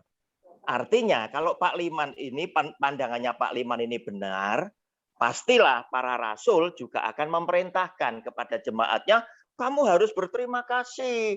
Wong kamu sudah ditebus kok. Apa artinya cuma 10% kan begitu? Ya, pasti akan ke sana. Artinya apa? Para rasul akan lebih paham lebih dulu daripada Pak Liman. Dan mungkin firman-Nya akan tertulis di dalam kitab suci. Itu tadi. Nah, sekarang justru saya mau tunjukkan apa yang dikatakan oleh Tuhan Yesus tentang persepuluhan. Silahkan dicatat, ada di dalam Matius 23 ayat 23. Tetapi bukan dalam bentuk perintah. Celakalah kamu, hai ahli-ahli Taurat dan orang-orang Farisi. Hai kamu orang-orang munafik. Sebab persepuluhan dari selasih, adas manis, dan jintan kamu bayar. Nah, kalimat berikutnya ini perlu digarisbawahi. Tetapi yang terpenting dalam hukum Taurat. Nah, berarti ya yang ada yang terpenting. Berarti persepuluhan tidak penting bagi Kristus. Kamu abaikan. Yaitu apa? Keadilan dan belas kasihan dan kesetiaan. Ini moral. Ini moral. Bicara moral tetepan. Yang satu harus dilakukan dan yang lain jangan diabaikan. Orang seringkali menafsirkan ini adalah semua, berarti termasuk persembahan persepuluhan. Nanti dulu belajar Alkitab harus secara holistik. Secara keseluruhan dari Kejadian sampai dengan Wahyu. Saya tunjukkan tentang persembahan. Apa yang dikatakan oleh Kristus tentang persembahan. Matius pasal 9 ayat 13. Silakan dicatat. Jadi pergilah dan pelajarilah arti firman ini. Matius 9 ayat 13. Yang ku kehendaki ialah belas kasihan tentang keselamatan dan bukan persembahan. Tolong digarisbawahi. Persembahan tidak penting bagi dia. Keselamatan itu penting. Karena aku datang bukan untuk memanggil orang benar, melainkan orang berdosa. Nah, pertanyaan saya kepada Pak Liman sederhana. Alasan apa Pak Liman bisa memasukkan itu kepada moral law? Padahal moral law itu ya 10 perintah Allah ini tadi yang kemudian ya apa itu namanya oleh Tuhan Yesus dijadikan sebagai hukum kasih karunia. Oleh karena itu di dalam Matius pasal 22 ayat 40 oleh dia ditegaskan, pada kedua hukum inilah tergantung seluruh hukum Taurat dan kitab para nabi. Itu yang pertama. Kemudian yang kedua ternyata oleh Tuhan Yesus dikatakan persembahan itu tidak penting. Yang terutama itu adalah belas kasihan yang aku butuhkan. Dan dia katakan di Matius 23:23, dia juga berkata, yang terpenting dalam hukum Taurat, kesetiaan, kemudian apa itu belas kasihan, keadilan, itu justru tidak kamu lakukan. Artinya Yesus Tuhan ingin sampaikan kepada ahli Taurat dan orang Farisi yang munafik ini tadi, yang bayar selasih adas manis dan jintan secara perpuluhan itu justru ditepis oleh Tuhan Yesus. Nah demikian Pak Liman, silakan. Terima Baik. kasih Pak, terima kasih moderator. Apa? Saya jawab. Langsung saya jawab atau? Yes. Silakan, itu pertanyaan daripada Pak Roni. Sudah ya Pak Roni ya? Sudah. Pertanyaan yang diutarakan daripada Pak Roni yaitu Ulangan 5 ya, ada 10 perintah. Terus Matius 22 34 sampai 40 semua perintah. Matius 22 23, Matius 9 ayat 13. Itu Pak yang dari Pak Roni, pertanyaan-pertanyaan untuk tadi firman Tuhan yang dijabarkan oleh Pak Leman Handoko yang dari Ibrani Pak. Silakan Pak, silakan di. Ya, aduh, cukup banyak sih, cukup panjang punya Pak Roni. Coba saya akan menjawab satu persatu secara singkat. Pertanyaannya, bagaimana Pak Liman bisa memasukkan 10 perintah Tuhan kepada moral law, sementara katanya Pak Roni dalam Ulangan 5, 21, 23 10 perintah Tuhan ya itu yang ditulis ya cuma itu katanya Pak Roni gitu. Padahal di sana tidak ada Pak Liman salah. Pak Liman salah. Pak Liman tadi kan berkata persepuluhan itu masuk moral law. Betul ya? Ya. Terus kemudian lewat ayat Matius 22 ya, saya tuh membuktikan bahwa moral law itu sebetulnya hanya ada di Ulangan 5 ayat 1 sampai 22. 10 perintah itulah yang moral law ya. Terus kemudian pertanyaan saya itu sederhana. Kok bisa Pak Liman itu masukkan persepuluhan ke moral law gitu loh Pak? Mau jawab gitu saya. Memang saya mau jawab gitu. Kan betul loh. Iya. Saya kan bilang kenapa Pak Liman menganggap perpuluhan termasuk moral law? Karena di dalam Ulangan 5 ayat 21 22 itu 10 perintah Allah, di mana di dalam Matius 22 juga dalam Ulangan 5 katanya Pak Roni 10 perintah Tuhan itu tidak ada perpuluhan. Nah, kenapa Pak Liman masukkan perpuluhan di dalam moral law, sementara moral law katanya Pak Roni ada di dalam kitab Ulangan 5 21 22 hanya 10 perintah Tuhan. Gitu toh maksudnya gitu. Nah, betul toh maksudnya gitu. Setelah saya jawab, di dalam 10 perintah Tuhan itu memang nggak ada masalah perpuluhan. Kenapa saya masukkan di dalam moral law? Karena perintah ini, karena 10 perintah Tuhan itu ada satu gambaran secara menyeluruh, saudara. Seperti makronya, saudara. Kalau saya kejar lagi, adakah perintah Tuhan nggak dilarang merokok? Nggak ada. Adakah 10 perintah Tuhan dilarang berjudi? Nggak ada. Nggak ada. Tapi kenapa saya bilang, sampai sekarang pun saya mengatakan sama banyak jemaat saya, jangan berjudi. Jangan merokok. Pak Liman 10 perintah Tuhan itu cuma gini toh, gini. Nggak ada lah merokok. Setelah kenapa saya melakukan seperti itu? Karena 10 perintah Tuhan itu cuma gambaran, maksudnya secara globalnya, seperti aturan tuh ini loh. Anunya, nanti seperti KUHP itu, ini loh hukumnya, di bawahnya itu ada penjelasan-penjelasan. Setelah penjelasan banyak hal yang lain yang kita utarakan. Kita nggak bisa, loh, merokok, saya bilang sama teman saya, kamu jangan ngerokok, loh, udah ada kitab sucinya loh, merokok. Nggak ada kitab sucinya, merokok itu. Dan apa namanya tadi, itu nggak ada loh di kitab suci. Nah, mengapa saya kasihkan perpuluhan masuk perintah termasuk etika law karena memang berlaku sampai sekarang, saudara. Ungkapan terima kasih, saudara. Saudara, kenapa Yesus pun bicara mengenai perpuluhan? Pak Roni menafsirkan ayat 23, 20 berapa? 23 atau 23 ya. Secara nggak fair ya. Coba kita baca pelan-pelan. Pelan-pelan kita baca ya. Itu coba Silakan supaya fair gimana, silakan. Apa ya? Pak, kita pelan-pelan. Celakalah kamu ya. Ya, satu persatu ya. Celakalah kamu, hai ahli Taurat dan orang-orang Farisi. Ini dikecam ahli Taurat. Hai kamu orang-orang munafik. Katakan munafik.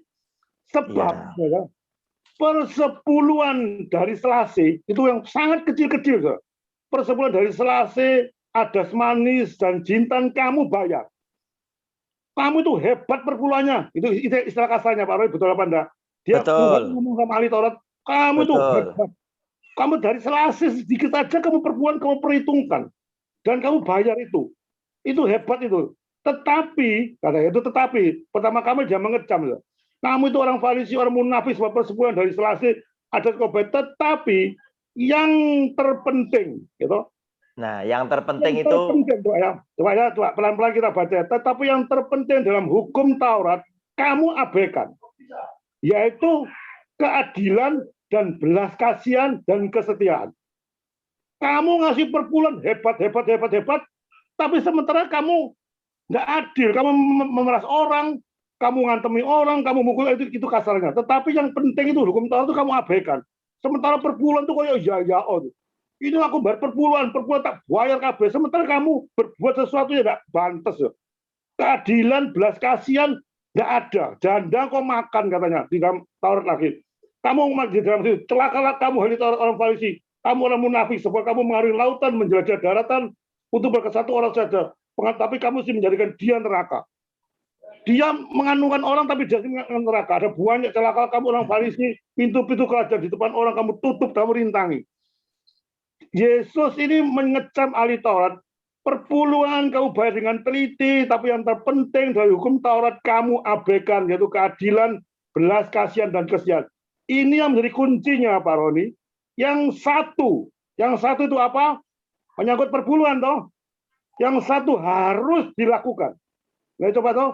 Yang satu harus dilakukan, berarti Tuhan Yesus tidak menentang perpuluhan.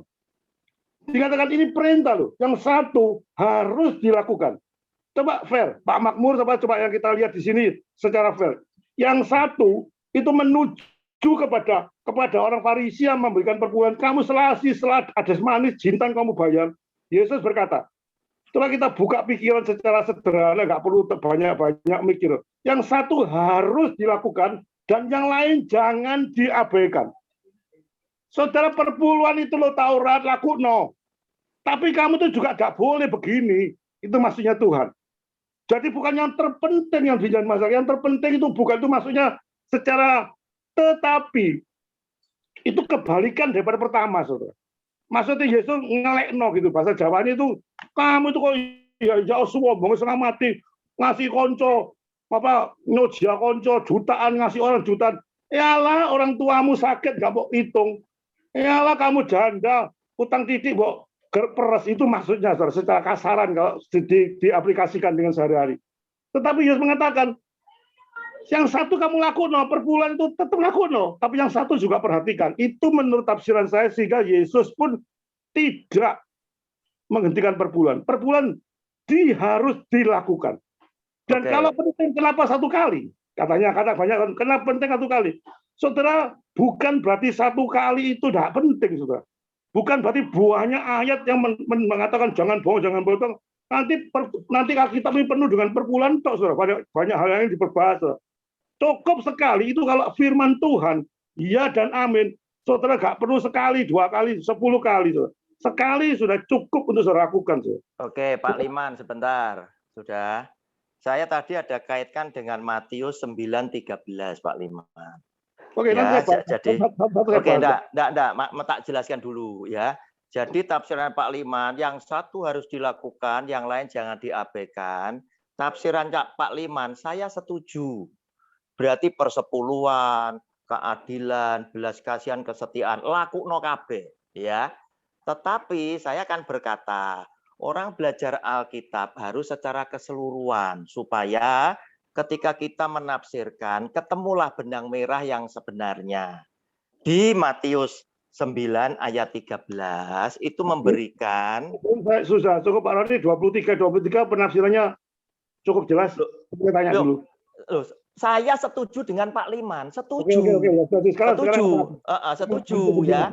Oke, Nah, setuju ya. Setuju. Tetapi orang belajar Alkitab itu harus secara keseluruhan supaya betul enggak bahwa persepuluhan ini penting, begitu loh. Persepuluhan ini kan persembahan toh Pak Liman. Iya.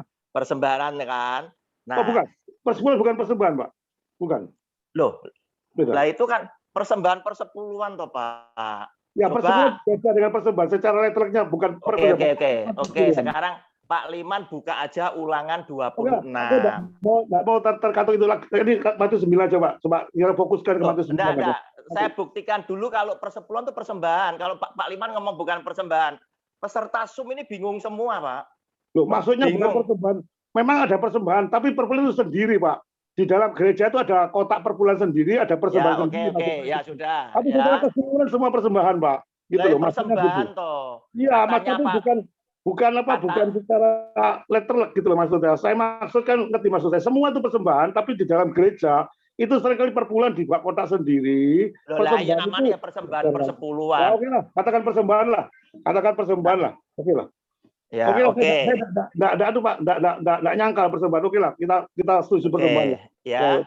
Ya. Tadi Tuhan Yesus tadi seakan-akan itu ngaplok, memukul ya, menemplak ahli Taurat orang Farisi tadi yang bayar persepuluhan dari benda-benda kecil, dari biji-bijian dan lain sebagainya, kan gitu. Ya. Tafsirnya Pak Liman saya setujui ya, saya setuju, betul itu tafsirnya. Tapi belajar Alkitab kan harus juga ngelihat ayat yang lain. Nah, di ayat 9 ayat 13 itulah akhirnya kita tahu isi hati Tuhan itu seperti apa gitu loh. Dia berkata begini, "Jadi pergilah dan pelajarilah arti firman ini, yang ku kehendaki ialah belas kasihan." Yaitu dia menaruh belas kasihan kepada orang berdosa supaya kita itu bawa dia kepada Kristus itu untuk selamat gitu loh ya. Dan bukan persembahan loh, mengagetkan. Ternyata dia tidak membutuhkan persembahan. Gitu loh. Nah, kemudian ya, karena aku datang bukan untuk memanggil orang benar melainkan orang berdosa. Nah, ketika dia berkata dan bukan persembahan buat dia tidak penting. Oleh karena itu saya juga tanyakan kepada Pak Liman. Kalau memang ini penting, tentunya akan muncul perintah. Baik lewat mulut Tuhan Yesus maupun rasul yang hidup bersama dia. Ada 12. Petrus dan kawan-kawan ditambah yang satunya Rasul Paulus. Kenapa? Mereka juga tidak perintahkan. Dan kita ini hidup kan harus meneladani Yesus Tuhan dan para rasulnya. Rasul yang mana yang terima persepuluhan? Itu tadi. Sedangkan di dalam Efesus pasal 2 ayatnya yang ke-15, Rasul Paulus itu berkata demikian, Pak Liman. Silakan bisa dicatat. Efesus pasal 2. Sorry. Satu-satu aja. Nanti Matius 9 ayat 13 kita selesaikan dulu. Nanti Pak Ya, silakan. Supaya enggak apa, saya sendiri juga ada kabur gitu. Oke, silakan Pak. Roni. Sebentar Pak Iman dan Pak Roni ya, supaya ayat 9 Matius 9 ayat 13 supaya jelas ya, saya bacakan ya. Supaya jelas, nanti selesai itu baru kita nanti beralih ke Efesus ya Pak ya. Iya. Baik. Ya, di sini firman Tuhan ya, Matius 9 ayat 13. Jadilah ya, jadi pergilah dan pelajarilah arti firman ini. Yang kuhendaki ialah belas kasihan dan bukan persembahan.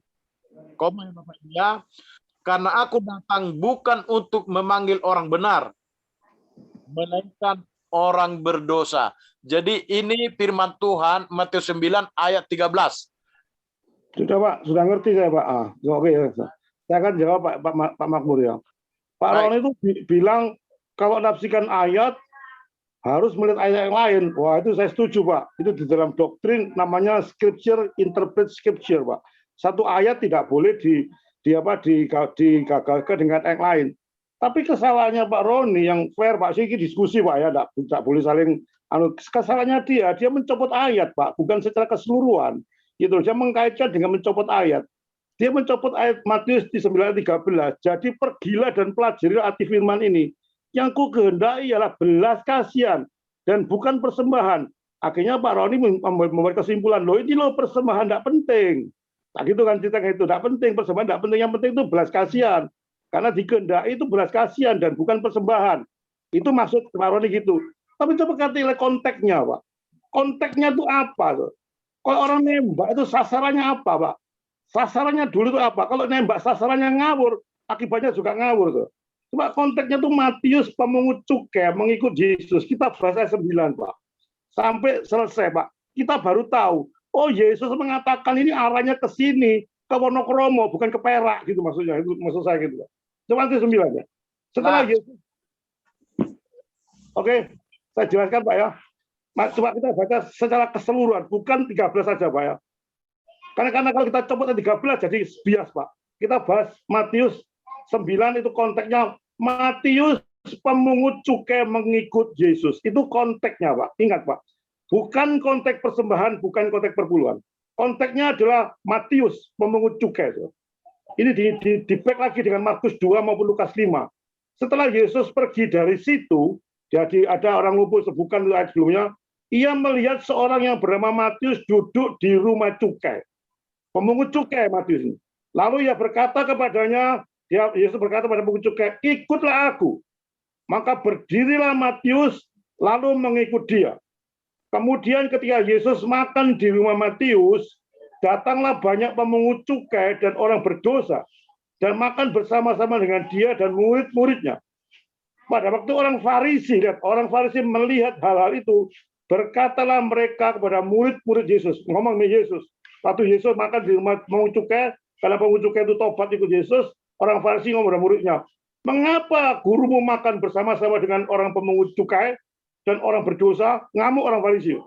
Ngapa gurumu itu kumpul dengan pemungut cukai, orang yang suka badek berlebihan, menyembahkan persembahan pada Romawi yang besar?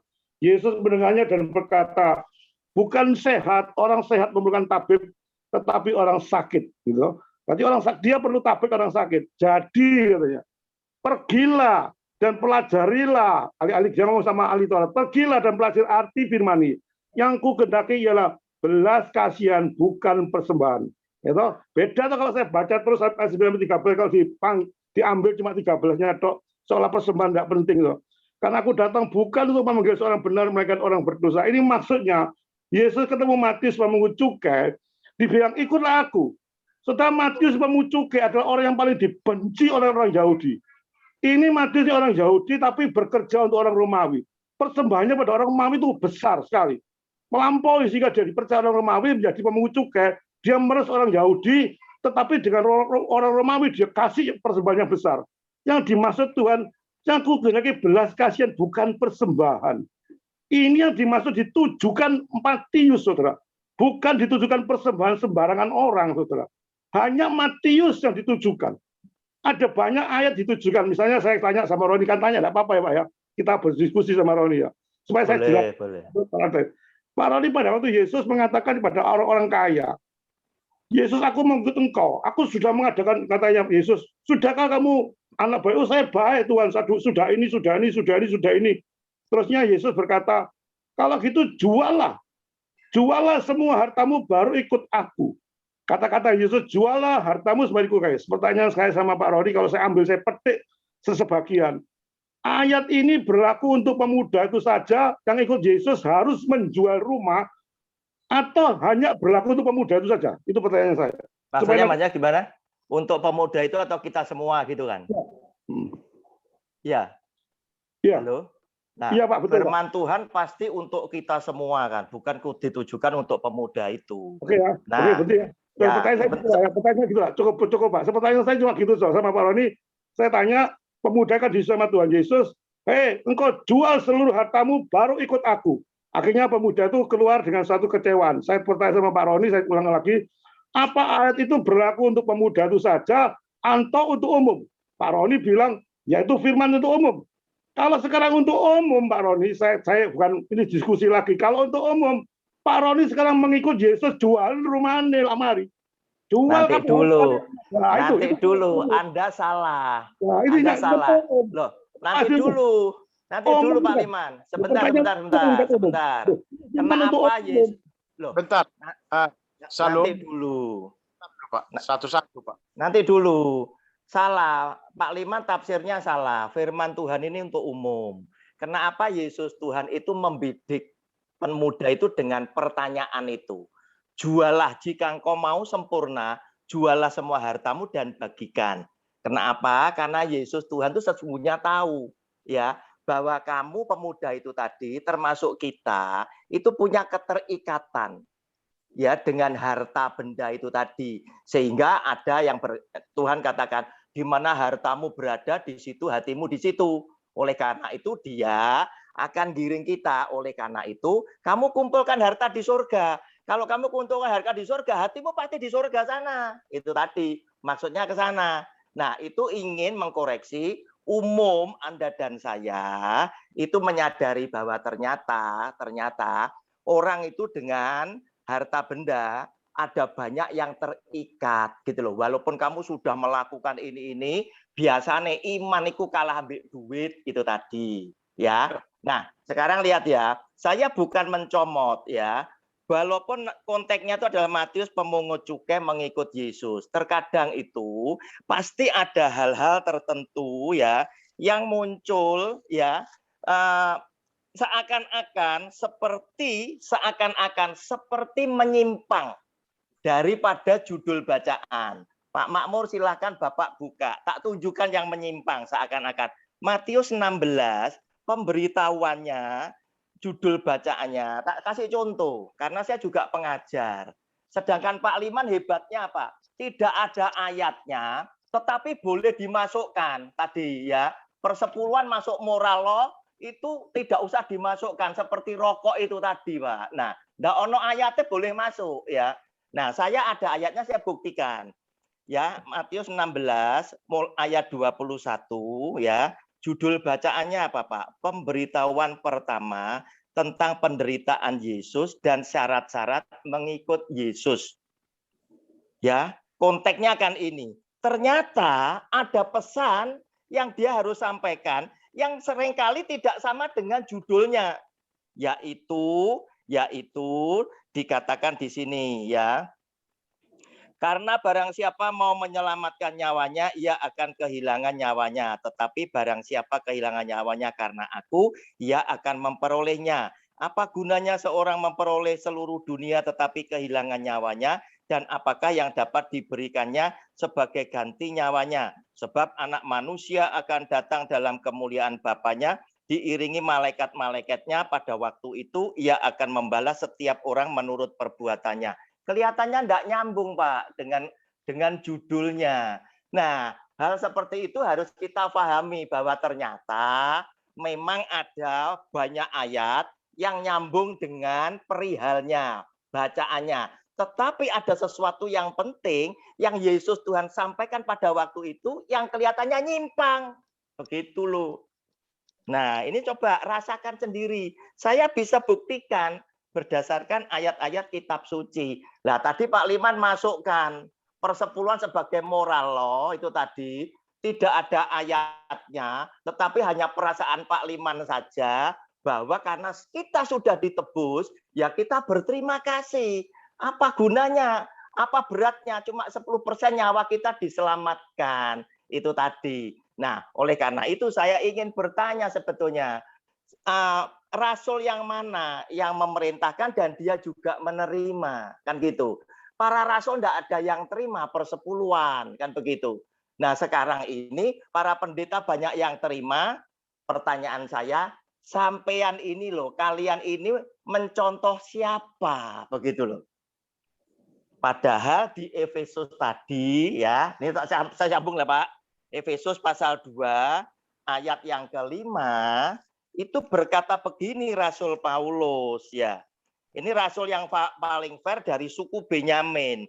Dia berkata di dalam Efesus pasal 2 ayatnya ke-15, sebab dengan matinya sebagai manusia, ia huruf besar, Yesus Kristus Tuhan, telah membatalkan, garis bawahi, hukum Taurat dengan segala perintah dan ketentuannya, untuk menciptakan keduanya menjadi satu manusia baru di dalam dirinya, dan dengan itu mengadakan damai sejahtera.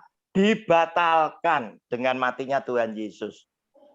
Nah, jadi keterangan ini meneguhkan khotbahnya Pak Liman bahwa ada ya kan ada 3 hukum, 2 hukum dibatalkan. Itu maksudnya Rasul Paulus di sini.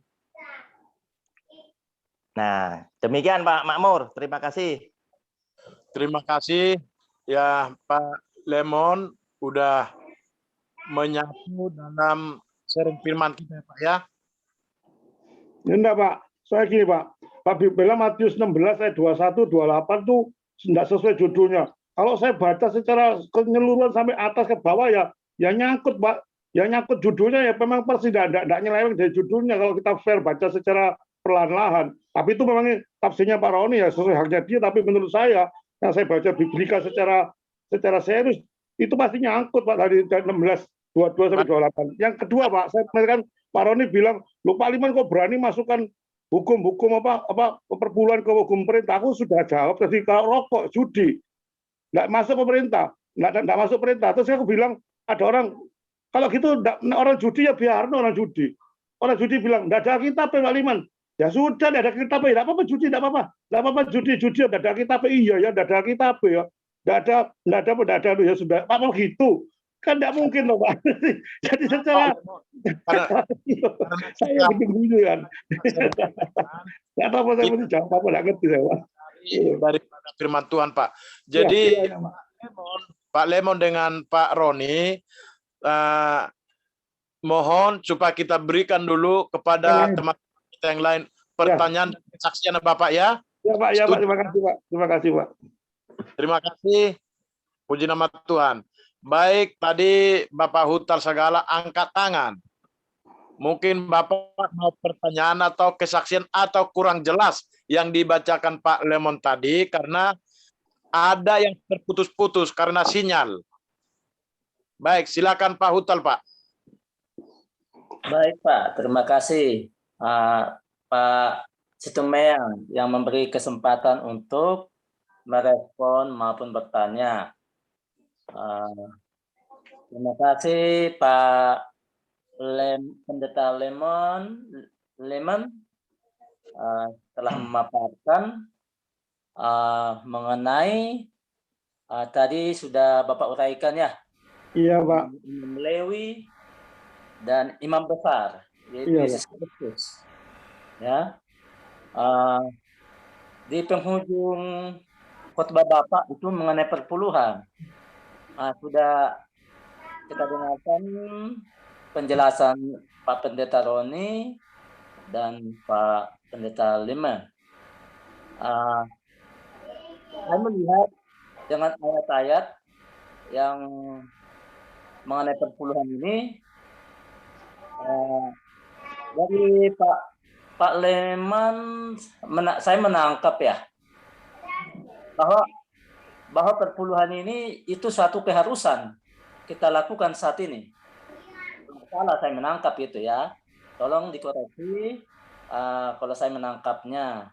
Sementara Pak Roni tidak demikian. Berdasarkan ayat-ayat firman yang Pak Roni tunjukkan. Nah, di Efesus 2 ayat 15 tadi dengan menguatkan ya, bagi saya menguatkan. Selama ini memang masih jelas, tapi dengan malam ini dikuatkan dengan ayat ini. Artinya bahwa Tuhan itu sudah membatalkan hukum Taurat. Ya kan? Perpuluhan ini kan dihukum di Perjanjian Lama ya, yang saya tahu, yang kita baca firman. termasuk di Maliaki, ya, itu ada dijelaskan ayatnya, tetapi di Perjanjian Baru tidak begitu ditekankan mengenai perpuluhan.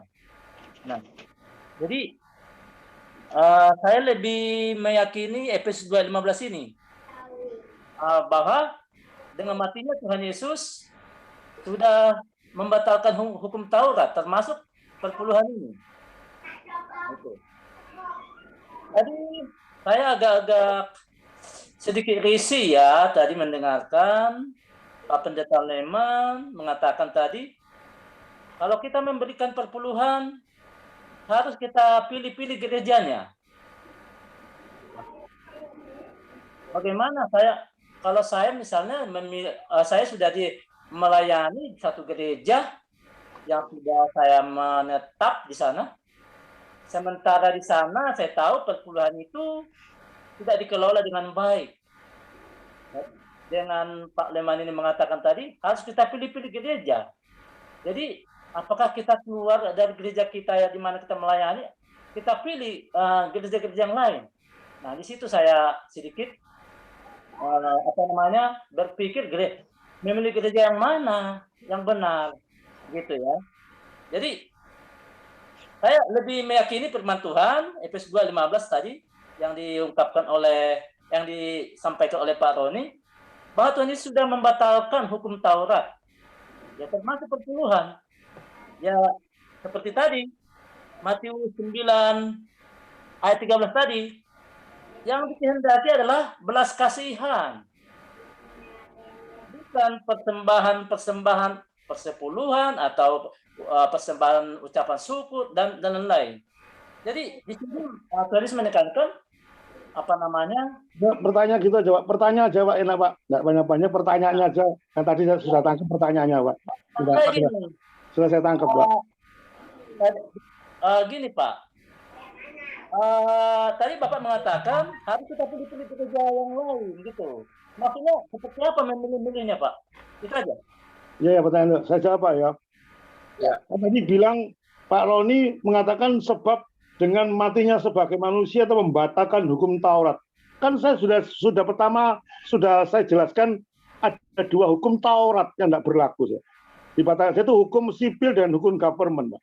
Hukum law itu tetap berlaku. Kenapa saya mengatakan berlaku? Kalau memang tidak berlaku, kenapa Yesus dalam Matius 23 mengatakan yang satu harus kamu lakukan, yang lain jangan diabaikan.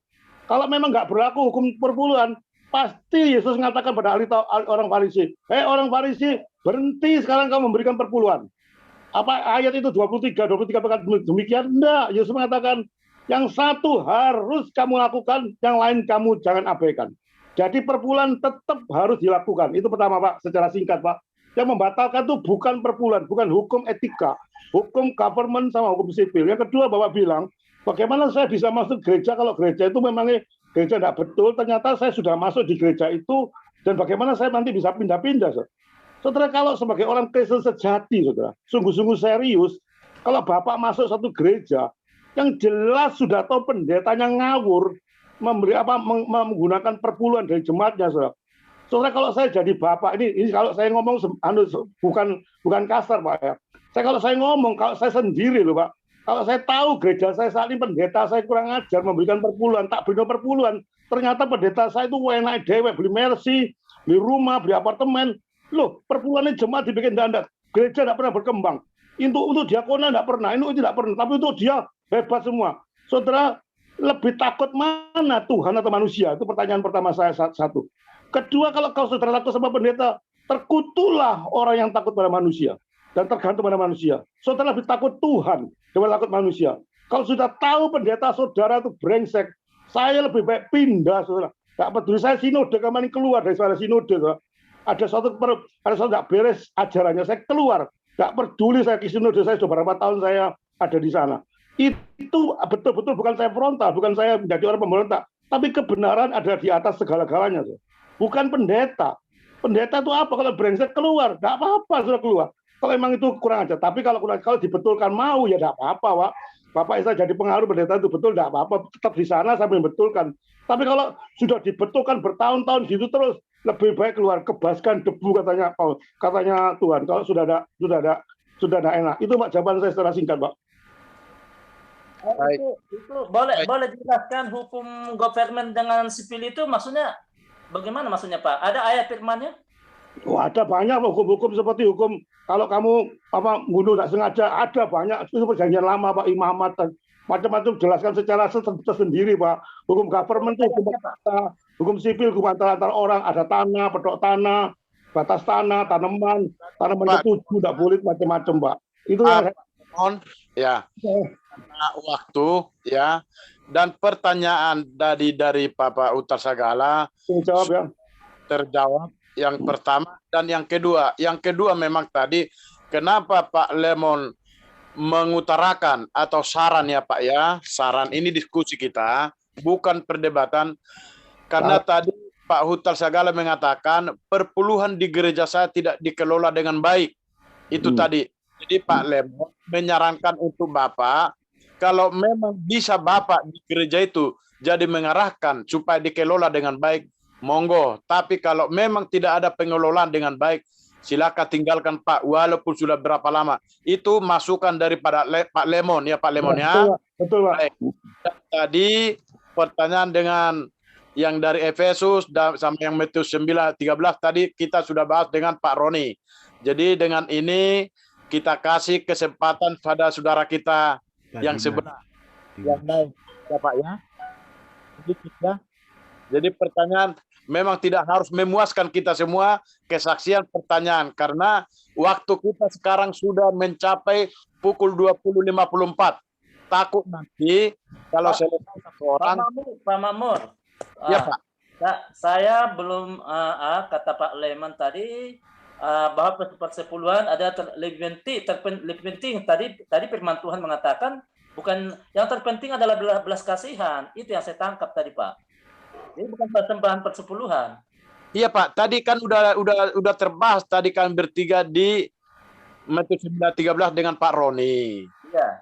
Dan sudah dibaca, makanya Pak Roni tadi membawa firman dari perikop yang dibacakan kadang tidak sesuai dengan firman ayat yang di bawahnya, kira-kira seperti itu Pak. Jadi tadi saling mengingatkan dan meluruskan yang arti daripada yang kita baca Pak. Itu tadi Pak.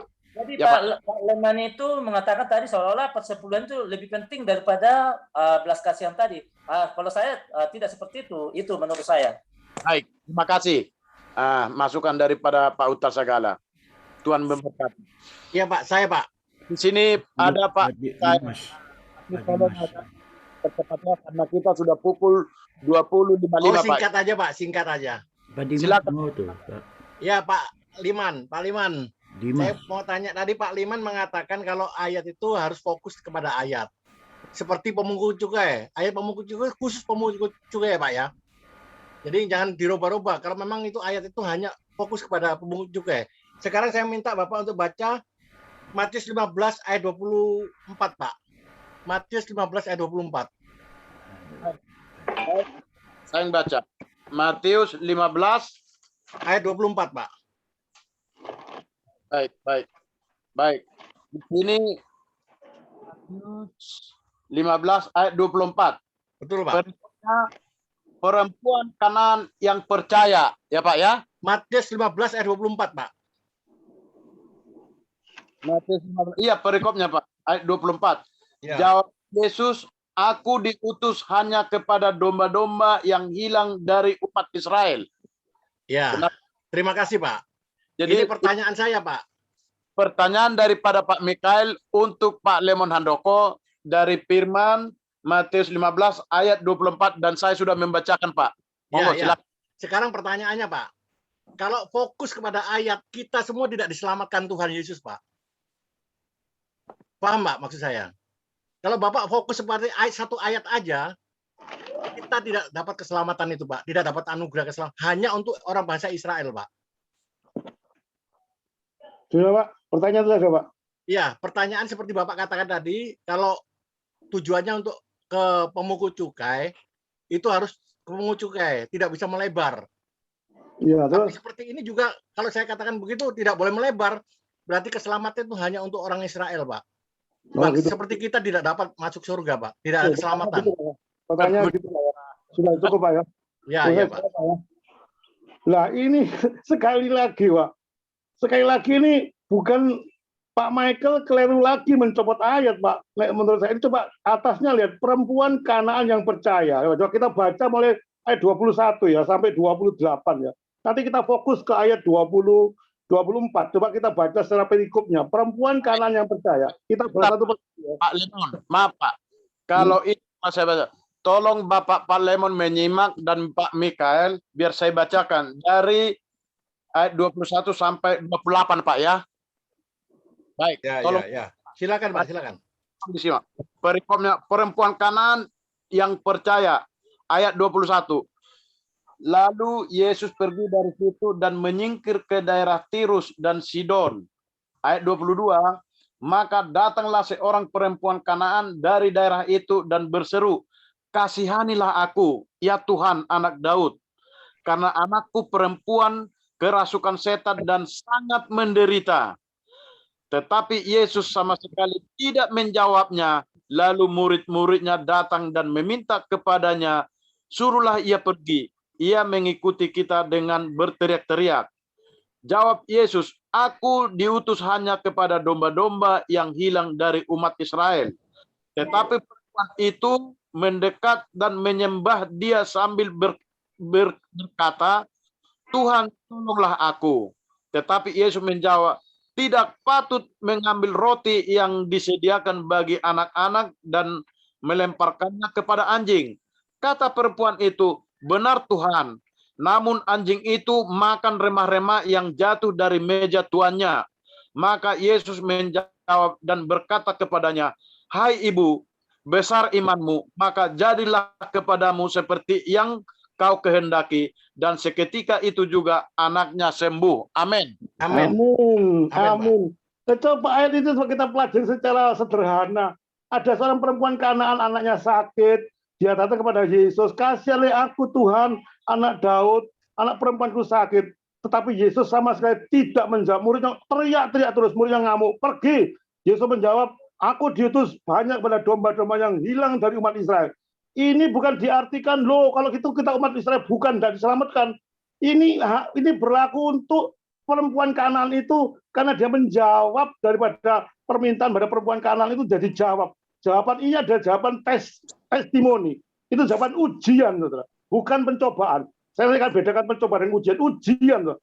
Aku diutus hanya pada domba-domba yang hilang dari masjid. Itu berkata kepada perempuan Kanaan, bukan kepada saudara dan saya. Tetapi perempuan itu, tetapi perempuan itu menjawab, mendekat dan menyembah dia sambil berkata, Tuhan, tolonglah aku. Tuhan saya ngomong gitu. Enggak, aku tidak mau nolong perempuan Kanaan. Aku diutus cuma orang Israel itu kok. Gitu. Tapi perempuan itu ngeyel, nyembah Yesus. Tuhan tolonglah aku. Tapi Tuhan jawab lagi kedua. Tidak patut mengambil roti yang disediakan bagi anak-anak dan melemparnya kepada anjing. Saudara, ini perkataan yang sangat kasar, saudara. Dilemparkan oleh Tuhan Yesus. Untuk menguji perempuan Kanaan ini. Untuk menguji perempuan Kanaan. Inilah aku tidak mau. Kamu ini orang bukan untuk kamu bukan orang Israel toh. Orang Kanaan nggak diselamatkan. Karena aku untuk orang Israel toh. Kamu kan orang Kanaan, kan tidak percaya Yesus. Tidak usah minta tolong aku. Ngomong minta lagi. Yesus ngomong lagi. Anjing itu katanya dia bagi benar tuh anjing, katanya perempuan lagi. Benar Tuhan. Ngengkel lagi perempuan itu dikatakan anjing. Benar Tuhan. Namun anjing itu maksud saya. Anjing percaya makan remah-remah yang jatuh dari meja tuannya. Walaupun Tuhan katakan aku anjing nggak apa-apa Tuhan, aku makan remah-remah itu tidak apa-apa. Langsung Yesus menjawab dan berkata, ini ayat yang menjadi favoritnya. Hai ibu, hai perempuan Kanaan, besar imanmu. Berarti dia percaya pada Yesus, besar imanmu, maka jadilah kepadamu seperti yang kau kehendaki.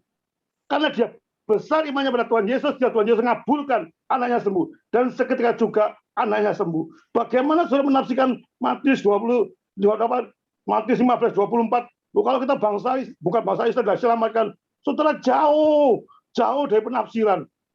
Seperti saudara nembak semut. Bukan, Pak. Bapak terlalu ngotot masalahnya. Bapak terlalu ngotot. Lo memang gaya Ini, kayak gini, Pak. Artinya setiap ayat itu bisa dikembangkan, Pak. Ya sudah, saya jelaskan gitu, Pak. Seperti Matius pemungut cukai tadi itu bisa dikembangkan, Pak. Bapak kan mengartikan sesuai dengan apa yang Bapak logika Bapak. Mengembangkan ayat 15-24, dia kembangkan sendiri. Lemon, Kalau Pak Michael kembangkan sendiri ya, sesat-sesat sendiri. ya, Begitu. Pak Lemon, Sudah jawab Pak saya, Pak. Lemon, Saya sudah mohon jawab. Pak, ya Pak Lemon ya, Saya sudah dan jawab. Pak Mikael. Mohon Pak, jadi tolong. Pak, model saya gini, maaf, sorry, model saya gini, saya bukan orang apa. Memang gayanya gini, gayanya Pak Roni kalem, gaya saya gini. Kalau enggak gini bukan Liman, Pak. Itu bukan saya apa-apa. Sorry Begini, kalau masih harus gitu, Pak. Kita semua dalam sharing ini. Terima Ya. kasih. Memang artinya yang dimaksudnya Pak Mikael, Pak Lemon. Tahu, Kalau- saya tahu. Saya tahu. Sebentar Pak, sebentar. Saya hanya bisa menengahi saja Pak. Maksudnya tujuan daripada Pak Mikael itu kalau kita baca perikopnya berarti yang di bawah bisa kita kembangkan. Kira-kira begitu aja Pak. Ya, Ini ya, ya. tadi ini Pak Mikael sengaja mengambil satu ayat yang 24. Ternyata dikembangkan Pak Lemon. Akhirnya terjawab sudah ya Pak ya. Ya, sudah, Pak. Amin. Ya. Amin. Nama Tuhan ya. Pak Mikael dapat kuncinya Pak ya. Puji nama Tuhan. Aku tahu di dalam hatimu Pak. Haleluya. Mari yang bertanya lagi ada Franz Rampaloji. Silakan Pak. Tadi kayaknya Bapak angkat tangan tidak ya? Apa ya? Terima kasih Pak. Pak Ya. Dimas. Pak Dimas Bisa jelas suara saya Pak? Baik. Ya, bisa Pak. Dengar Pak, Ya. dengar. Saya dari Bogor Pak ya. Tema kita setahu saya soal ini tadi Pak ya, perpuluhan itu ya Pak? Iya. Iya. Jadi sebaiknya jangan lompat Pak ke materi yang lain, apa yang disampaikan Pak Roni dan Pak Michael tadi, itu dibahas di kesempatan yang lain Pak, itu mengenai penafsiran Pak ya. Ya, kita harus belajar hermeneutik segala macam. Saya mau kembali saja ke soal perpuluhan itu Pak. Saya pelayanannya, saya seorang pendeta. Baik Pak. Ya, dari apa yang saya pelajari di Alkitab, sampai hari ini Pak, ya keyakinan saya sebagai seorang pendeta, seorang gembala, bahwa perpuluhan itu masih berjalan terus Pak. Dan tadi kalau dipersoalkan bahwa Tuhan Yesus dan para murid, rasul-rasul itu tidak pernah mengatakan secara langsung, hei kamu harus perpuluhan.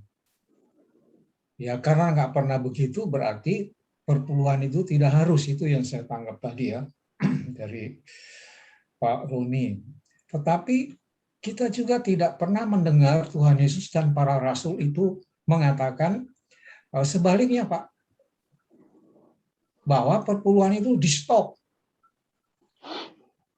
Kan kita nggak pernah Tuhan Yesus berkata. Lalu tadi ada dipersoalkan soal Tuhan Yesus menegur orang Farisi itu bahwa perpuluhan kamu bayar, tetapi ketika orang tuamu yang jadi tanggung jawabmu sakit, kamu mengatakan bahwa uangnya sudah nggak ada, sudah diberi untuk perpuluhan.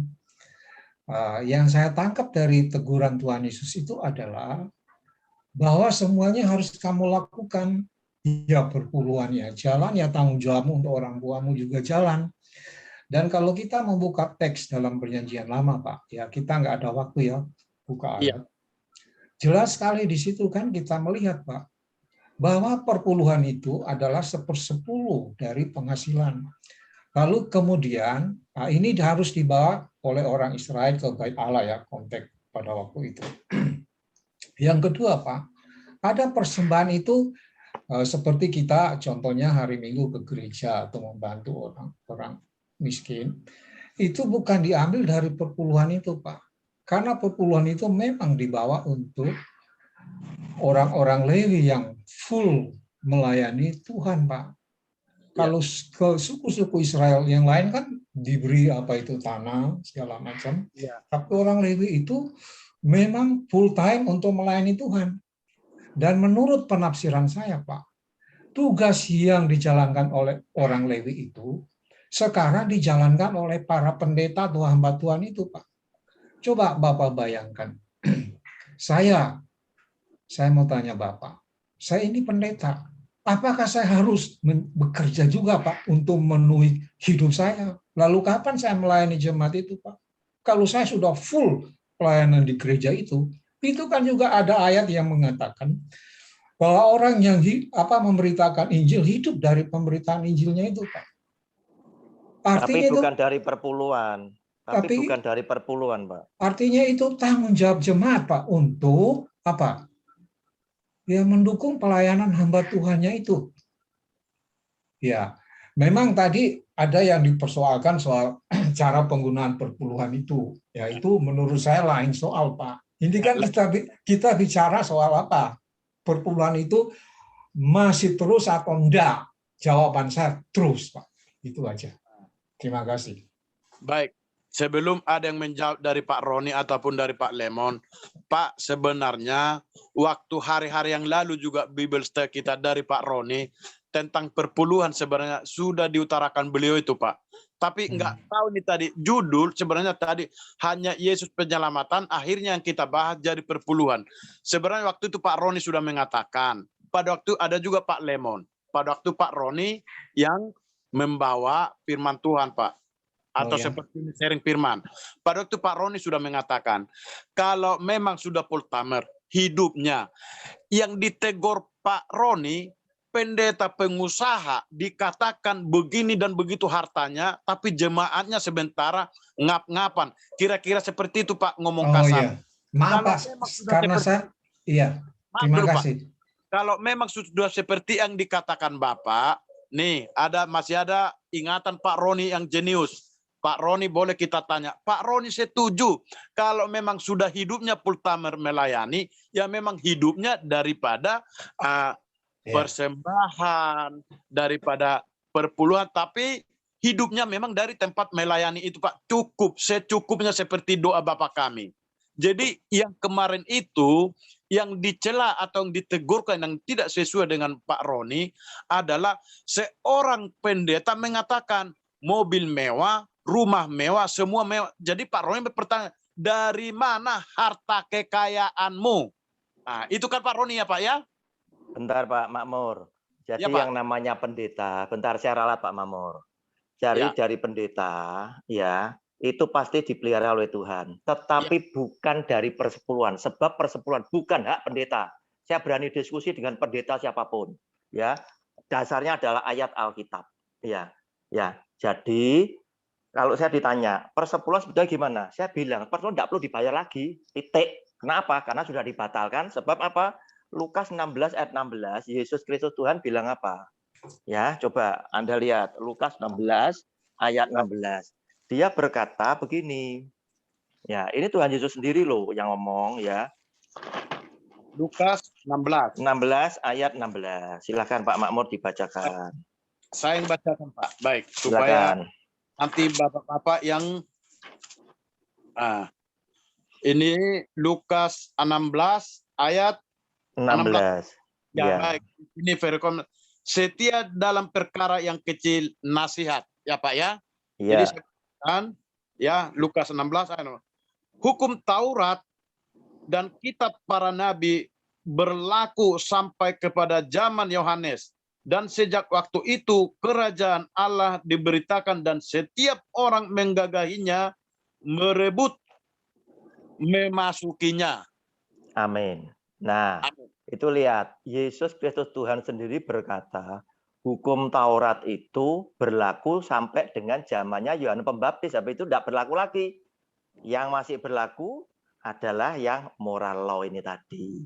Sehingga saya tetap dengan satu pendapat, persepuluhan sudah tidak perlu dilakukan lagi. Kalau orang datang dengan persembahan, namanya itu persembahan ucapan syukur, bukan persepuluhan. Dengan persepuluhan itu ada begitu banyak pendeta memberikan kepentingan pembohongan kepada jemaat, yaitu jika engkau memberikan persepuluhan, engkau akan diberkati berlimpah-limpah. Padahal apa? Yang nikmati pendeta nih. Padahal Alkitab bilang apa? Bilangan 18, 20, 21.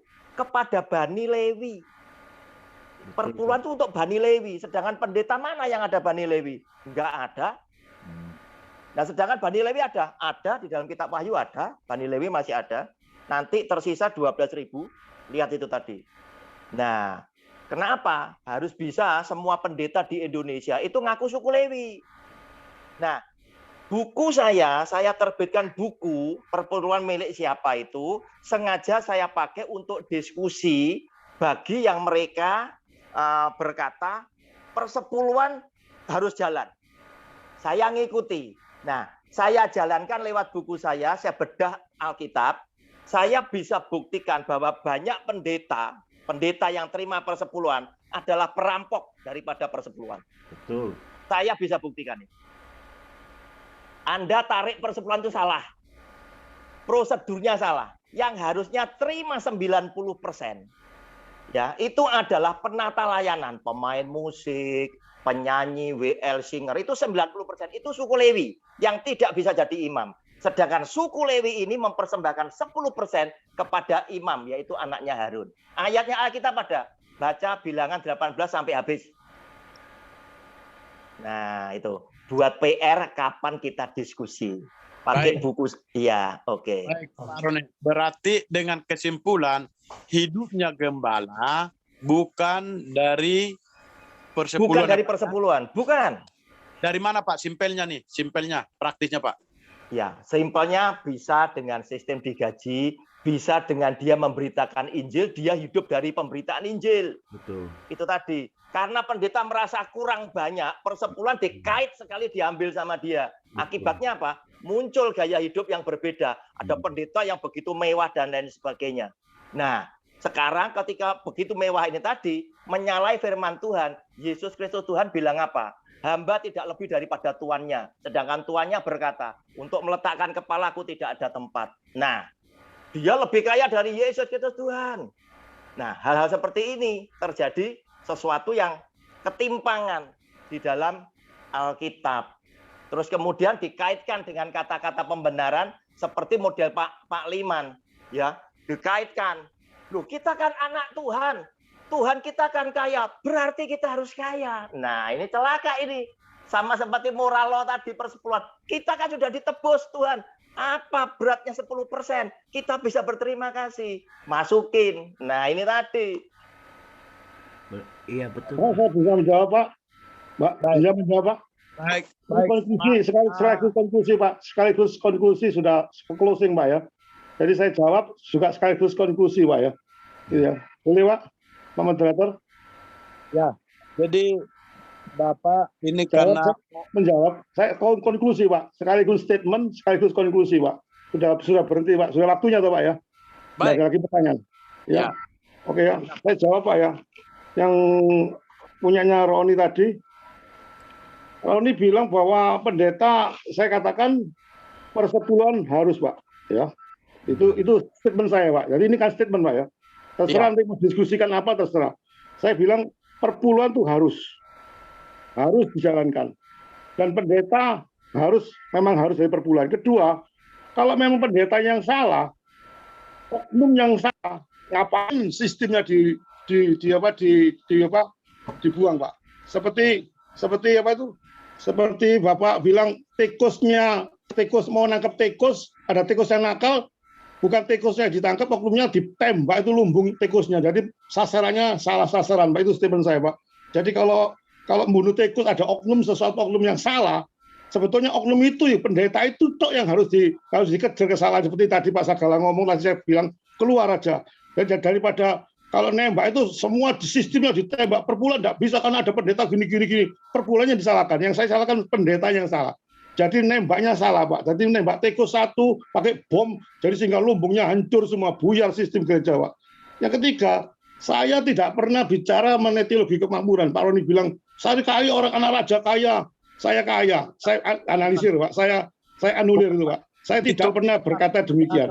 Jangan disimpan. Itu ini saya statement saya supaya tidak jadi apa? Pak Liman kadang tidak jadi bumerang gitu, Pak. Seseorang nangkepnya salah. Saya tidak ngomong, oh saya anak raja kaya, jadi harus kaya, enggak. Untuk bisa memberikan perpuluhan kaya, enggak. Saya tidak bicara gitu. Bukan. Saya memberikan analogi, Pak Liman. Maaf, Pak Roni. Maaf. Oke. Ya. Tolong Bapak-bapak supaya bisa kita tenang dalam sharing firman kita. Sebenarnya yang diutarakan Pak Roni itu bukan tekanan untuk Pak Lemon, Pak. Bukan. Pak Liman kadang salah nangkep loh. Bukan. Kita kan sharing firman, Pak. Masa ada tekanan? Tidak. Dan di sini tidak ada perdebatan dan tidak ada persoalan. Di sini kita hanya sharing firman. Terima kasih Tuhan Ya, Yesus. terima kasih Pak. Konklusinya gitu Pak. Pak Lemon. Terima kasih mohon maaf, sama-sama. Ditutup firmannya dengan doa daripada Pak Lemon, Pak. Oke, terima kasih. Mari kita berdoa. Dengar suara saya Pak, jelas Pak ya? Dengar Pak, jelas Pak, dengar. Bapa di surga, terima kasih dan puji syukur firman Tuhan sudah ditaburkan dengan kebenaran berdasarkan Alkitab. Amin. Hamba berdoa setiap anak-anak Tuhan yang mendengarkan kebenaran. Amin. Tolong Tuhan, Engkau sendiri menguasai mereka, supaya mereka tidak mengeraskan hatinya. Supaya mereka tidak terus bersandar pada pikirannya dan pada kepandaiannya, tapi betul-betul secara fair untuk bicara kebenaran di atas kebenaran, yaitu kebenaran Alkitab. Supaya bisa menyelidiki, supaya bisa mengetahui, supaya betul-betul mengetahui apa maksud Tuhan, apa maksud ayat ini, apa maksud sesuatu, sehingga tidak terjadi salah di dalam kehidupan sehari-harinya. Tuhan, kami hanya bisa memberitakan, kami bisa hanya betul menyuarakan, tapi Tuhan sendiri yang bekerja. Tanpa Tuhan yang bekerja, kami tidak ada apa-apanya, Tuhan. Terima kasih Tuhan, Kau tilik mereka satu persatu, juga tilik hamba-Mu ini Tuhan. Jika ada kesalahan-kesalahan, Kau sendiri mengoreksi kami.